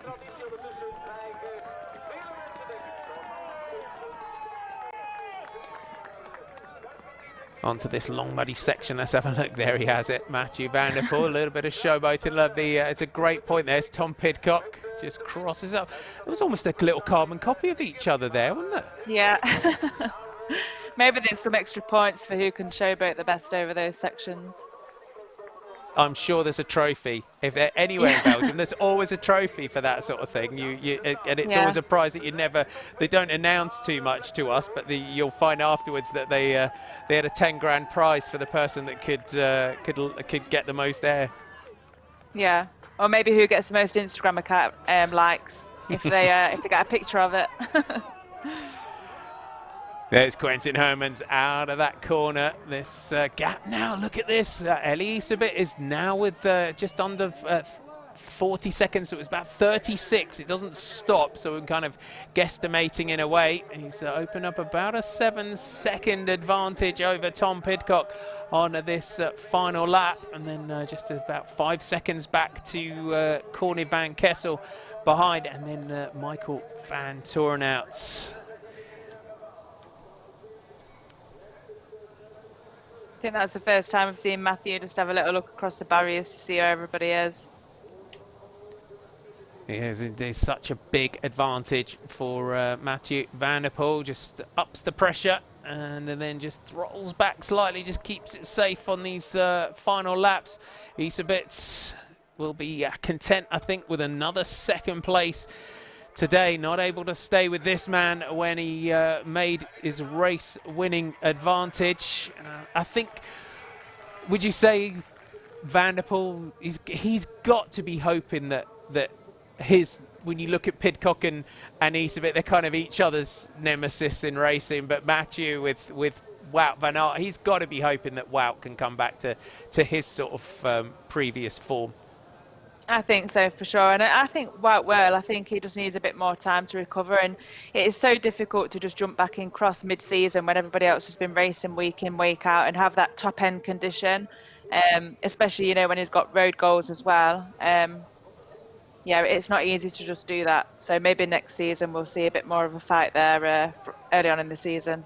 It would be intriguing to see what sort of rider Wout van Aert and what sort of challenge he could put in after going back. He said he's got unfinished business at the Tour de France next summer. Having those grand tours, those big tours like that, can change you so much as a rider, can't they? But is there that danger there that the essence of your speed from cross can disappear? It definitely can. You know, you really need that top end speed for cross. You know, you're on your limit the whole race, and road racing and time trialing is so much different to cross. It is quite hard to change back. It really depends on how much energy is focusing on each discipline. You know, you've seen it with Stybar. He went to the road and he's never been that amazing, you know, world winning rider again in the cross. So yeah, it is difficult to come back. It just depends what your goals and ambitions are. Iserbyt has gapped Tom Pidcock on this final lap, but a great race by the British champion really has given us a fight for our podium here in Baal. The GP Sven Nys from Baal. This is the next round of the DVV Trophy overall. Tom Pidcock moving up from the 8th place that he had last year. Matthew van der Poel chasing his 16th victory, or he's had 16 victories so far this season. That winning streak ending in the GP Mario de Klerk, but the next one very much alive in this. Matthew van der Poel now not far away from the line. He rounds the final couple of quarters. Another day, another victory here for the world champion out of the saddle. The Fenix Alpecin rider from Corendon Circus, his sponsors last year. Alpecin Fenix are the new ones. He sits up, cleans off the jersey, shows off the new sponsors. They've had a great day out. And another victory for Van der Poel. He can do no wrong at the moment, can Van der Poel. So let's have a look at the time gap between Mathieu van der Poel and Elie a bit behind. He has closed. This is a good, solid ride for the general classification for Elie a bit. And we would have said that a minute would have been a good ride. That is an even better one there for Elie a bit.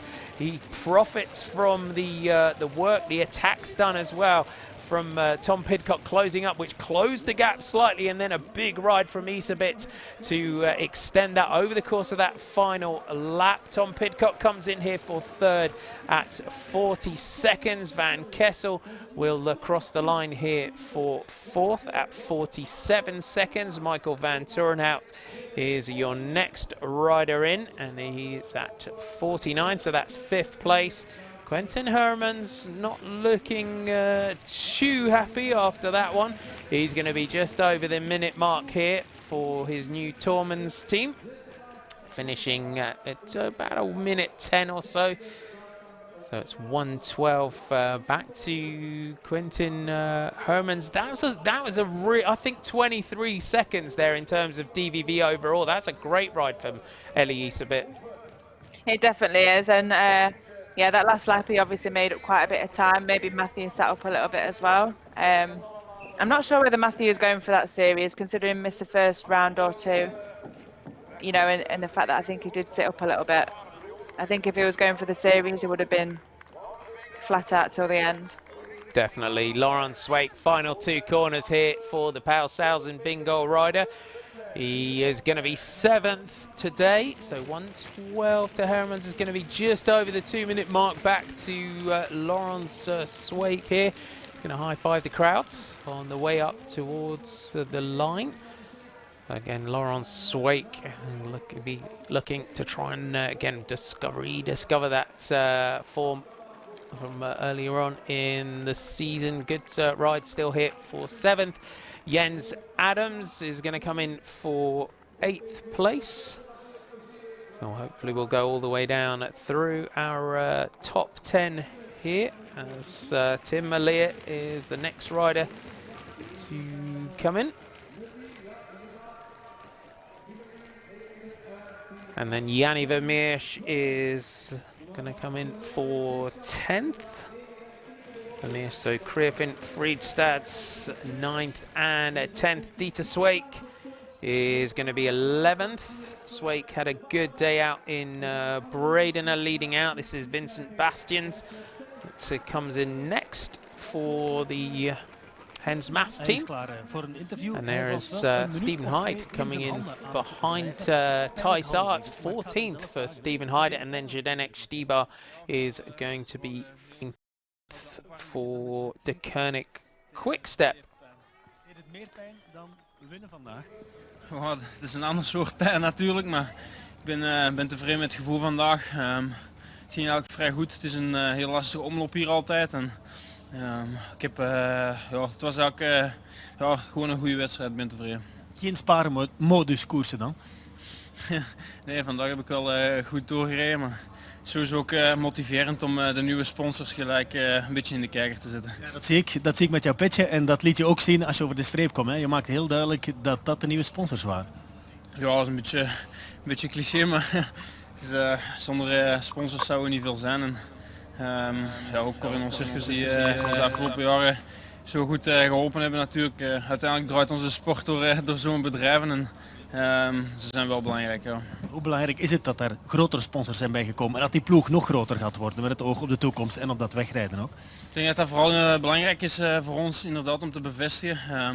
We zullen misschien al iets meer naar ons gaan kijken dit voorjaar. En, daarom hadden we misschien ook wel iets meer budget nodig om een paar grotere namen te trekken. Nog één vraagje. Je zei daar straks aan het interview, ja, zo'n goed seizoen als het vorige, dat gaat niet meer lukken, maar je bent anders wel goed begonnen.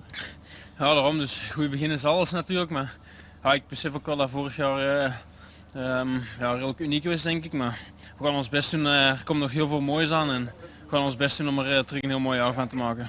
Veel succes en laat die handen maar lekker warm worden. Dan gaan we door met de man die hier vandaag... We'll keep an eye on that one. Hopefully we might get a word from Tom Pidcock potentially. They do go down through the interviews. Here's Nys a bit. Let's hear from him. Je hebt ervoor moeten knokken, hè? Ja, de versnelling van Mathieu was... daar kon ik niet op antwoorden. En toen wist ik dat het lang ging duren en heb ik even gewacht op dat groep achter mij. En dan kan je even recupereren? Ja, dat wel.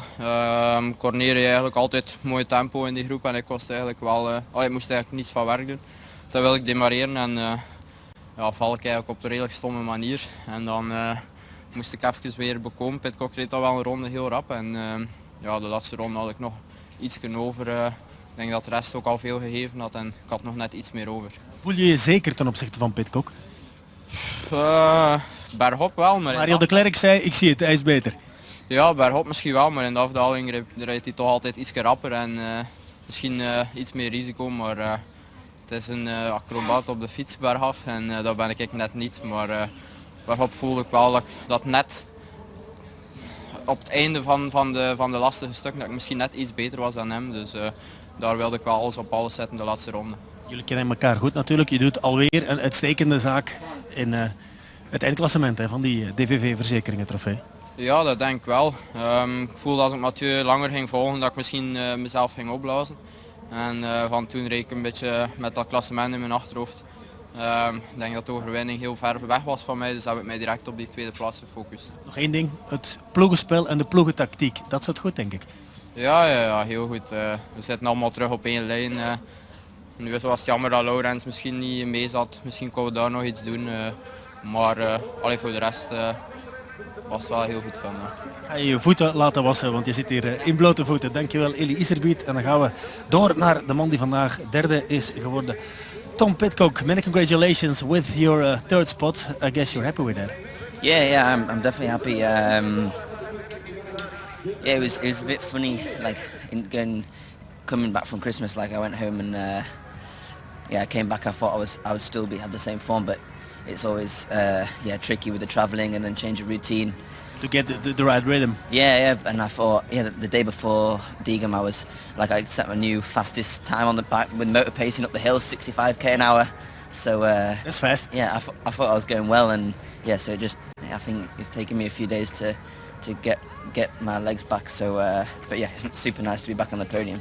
You really wanted to celebrate Christmas at home. Yeah, I mean it's difficult, I'm in Belgium for most of the winter, so yeah, it's nice to go home and see all my family and stuff. But then again, it's not ideal for racing, so I have to try and make a balance. And you really enjoyed racing today because you showed your skills to the public. Yeah, it's wanneer the morale is good, then the benen zijn super. Okay, great.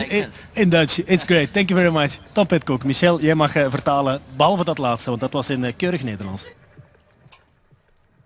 Tom Pidcock, great to hear from the British champion. Nikki, it is sometimes hard, isn't it, to have that break from your routine, because as a pro you must just be, so solidly focused on what you're doing. Yeah, for sure, and it's like it is important to kind of go home and just take a bit of a rest. I mean, maybe you'll change it next year and maybe go back a little bit before, because it is such a super intense time of racing, and it is difficult to deal with all the travel and everything that goes along with it. And I think going back home, it is a bit of a distraction, especially at that time in the season. There was our top 10. I'll get Sid to put the top 10 back up. I just asked Nikki a question right before we went to our top 10 there, so we'll get that back up for you. A great day out, a great day's racing here in the DVV Trofee. Let's have a look at our top 10. We'll just take you through that. We'll just analyse the DVV Trofee overall that we can see in terms of the general classification. So remember, it was Eli Iserbiet leading Mathieu van der Poel going into today.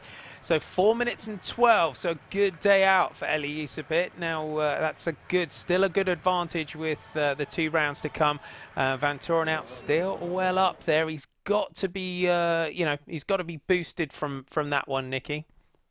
Definitely. I think if there's no major issues in the next 2 rounds, I'd say he's secured that win.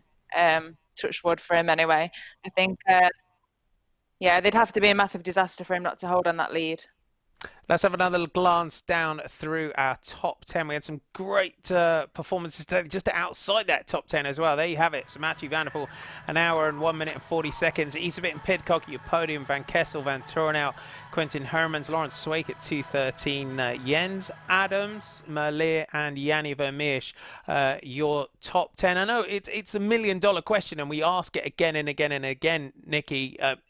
What can they do to compete with Mathieu van der Poel, or is he just, as we keep calling him, this phenomenon, this once in a generation rider, perhaps? I think it definitely is just that is a phenomenon at the minute, and it is going to be really hard to beat him fair and square. I think without anything happening to like Mathieu or a mechanical or something, it is going to be the rider to beat. It just depends. I think we'll maybe see the next year, 2 years, maybe Tom and Ellie gaining strength as a rider, just getting older, getting stronger, that maybe they can put that fight to him a little bit more. But at the moment, it just seems like, Mathieu is unbeatable. For me today, looking at the riders there, just outside that top 10 as well, Zdenek Štibar, great day out for him, but a great performance by Stephen Hyde, the American. That's what we've seen, as we said earlier in commentary, we've seen him make some good starts. He's had some good gridding positions, but getting up there, starting to push that top 10. Stephen Hyde's got to go away from this with some confidence. Definitely. I think on this kind of race as well, it's such a heavy, hard-going race, and you have to be super strong to get up there. So yeah, he should take a lot of confidence from this race and carry forward to the next couple of weeks. Okay, let's have a look back through our men's highlights, and it really was a story that we've seen played out many times. Those new sponsors there for Mathieu van der Poel.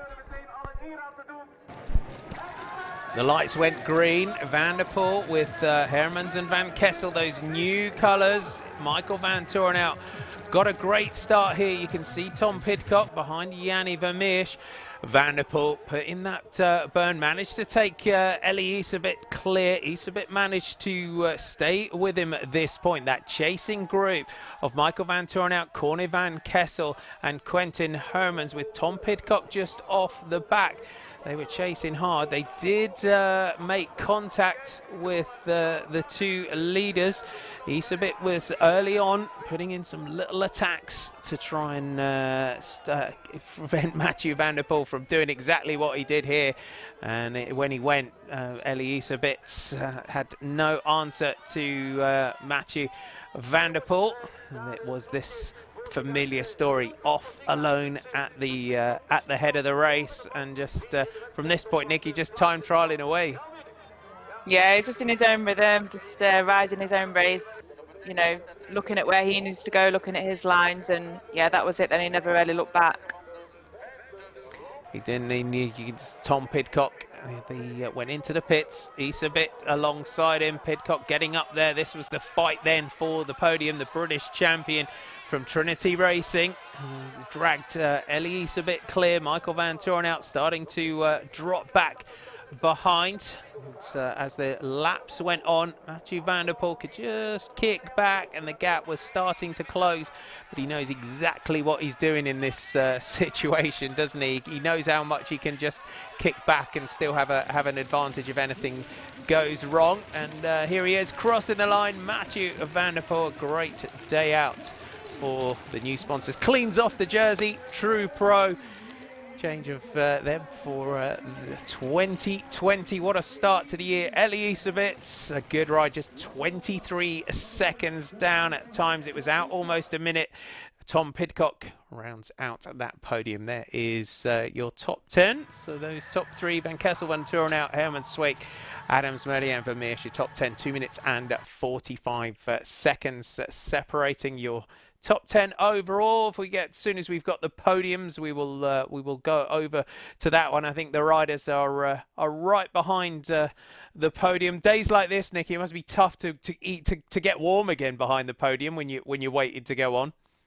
Yeah, definitely. Especially, you know, you've sweated so much, and then you kind of called to the podium, and you just want to get, you know, washed off and get a load of clothes on as soon as possible. Get back to your camper and yeah, get warm. Have a nice cup of Yorkshire tea. I'm sure for Tom that's what he'll be doing anyway. Definitely, got to travel with your Yorkshire tea. Is there any other sort of tea? No, I don't think there is there as a Yorkshire lass? We'll go over to behind the podium. Tom Pidcock and Mathieu van der Poel just chatting behind the podium. Tom Pidcock from Trinity Racing making his way out. There you have it.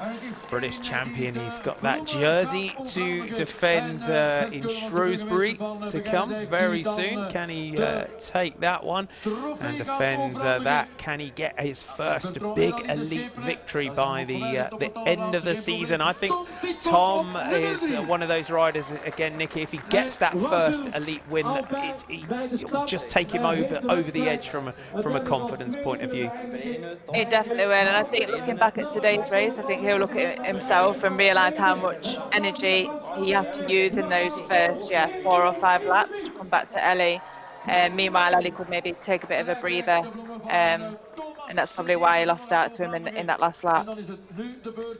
Elisabeth from Power Sales and Bingo, your second spot on the podium today. Thanks for all your company here today on GCN Racing. Make sure you give us a big thumbs up on our live broadcast. Don't forget to subscribe to the channel. That's a big help if you want us to be able to keep bringing you free live cyclo-cross like this. Mathieu van der Poel got his protein shake in the pocket. Recovery is so important. You've got to get the protein straight into the system. Yeah, exactly. Mathieu van der Poel, the rainbow jersey. Shakes hands, Tom Whitcock and Ellie Isabit. There's your 1, 2, 3. Great to see the young fans out. And another keg. He's got quite a few of these kegs now over the last few weeks.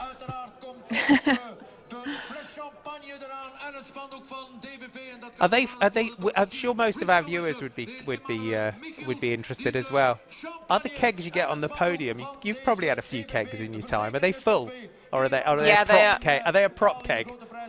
No, they're usually full, and I usually give them to my mechanics and stuff just to say thank you for their hard work. It's always something that goes down pretty well with them. I can imagine.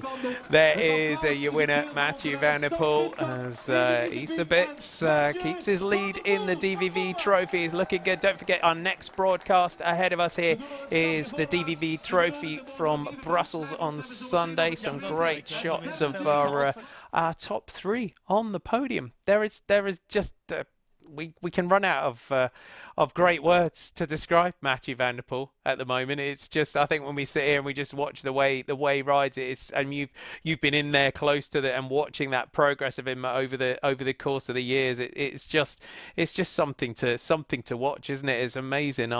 We're all just flabbergasted sometimes with how smooth, how easy he makes it look sometimes. Yeah, for sure. I think a lot of riders, as a rider, you do go in with a bit of a plan of how you want to race a race, and you have to have amazing condition to do that. But he just seems to be able to do it and put 2 and 2 together every single time. And yeah, just kind of go out there, know what he's going to do, and he just does it, and nobody else can keep up. So yeah. When you break down the course of his ride, and when you look at it's certain sections where he might take 5 seconds through one section on every single lap. He'll take another couple of seconds on another section where he just never slows down, where other riders you can see are just battling to keep their balance behind. It's so smooth, and there's just those little seconds that he's just opening up on every single section. Yeah, it's like he's been born just to ride his bike, basically. That's all he's ever done from when he was a little boy, watching his dad race, watching his granddad.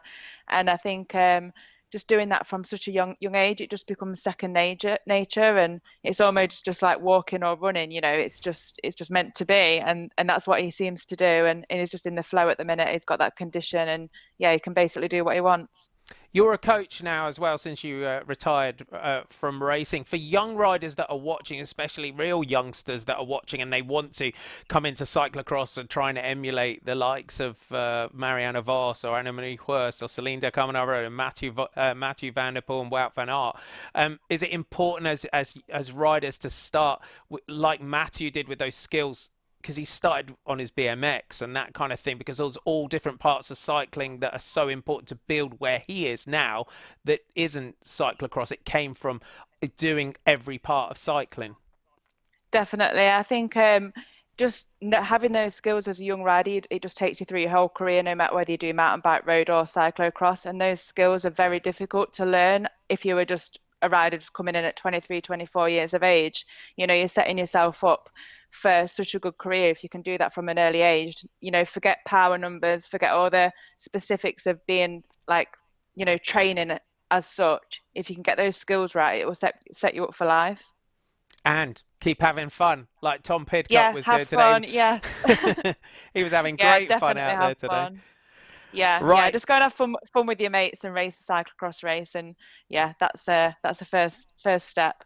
Definitely. Okay, so if you don't want to know what happened in the elite women's race, we're going to give you some highlights of our entire racing today. We'll give you a 5-second warning. You can press mute and look away for the next few minutes. Let's have a look back at what has been a great day's racing so far.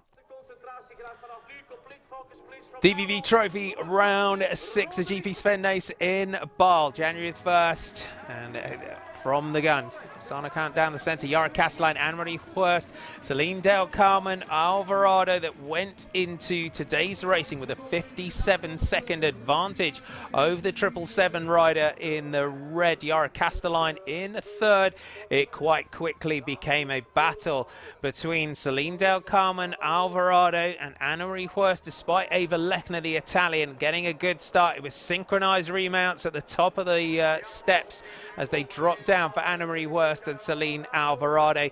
In previous races, Anne-Marie Hurst has got the better of Alvarado in the sprint, so the Dutch rider from Alpecin Phoenix was making no mistakes today. She knew that she had to distance the 777 rider to assure herself of victory, and she looked phenomenal yet again today here in Baal. She very rarely, there was I think one mistake for the entire race for Celine Alvarado. Lucinda Brand, after the tumble in Lowenhout with stitches in her knee, was gradually making her way back through the field, caught Anne-Marie Hurst and was ploughing on in the battle for second place.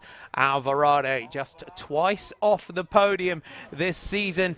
She had put in another phenomenal performance to give her new sponsors a dream start to the season and extend her lead in the DVV Trophy. Overall, Alvarado took it, and behind her, her nearest challenger was Lucinda Brand, a Dutch rider from Telenet Bauer's Lions, just under the minute, 56 seconds. Anne-Marie Hurst losing a little bit of time, 1 minute and 4 to Alvarado in the general classification. There's your top 10. Alvarado from Brand of Hurst, Castelline, Lechner, Compton, Catavas, Van Looijkant and Verdonschot was your top 10. The elite men's race, the DVV Trophy. Elisabeth leading Mathieu van der Poel overall, but 4 minutes and 30 seconds separating them in time in terms of the general classification. From the off, Michael van Turnhout getting a great start. Van der Poel was very quickly to the front with Elisabeth. The challenge, though, behind would come back to these two riders. Van Turnhout, Hermans and Van Kessel were chasing hard, as was Tom Pidcock from Trinity Racing.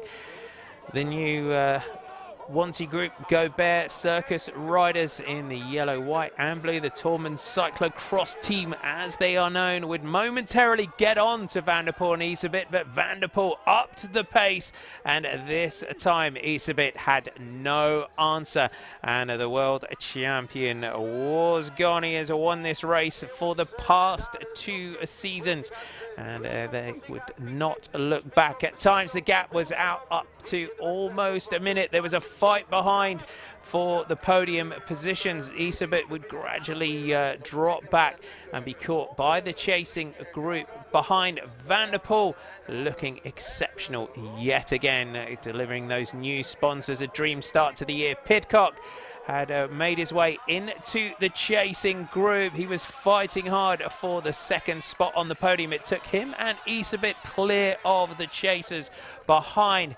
The two riders that have battled hard in the under-23 ranks for many, many years were gradually closing up to Mathieu van der Poel. They went through with 1 lap to go.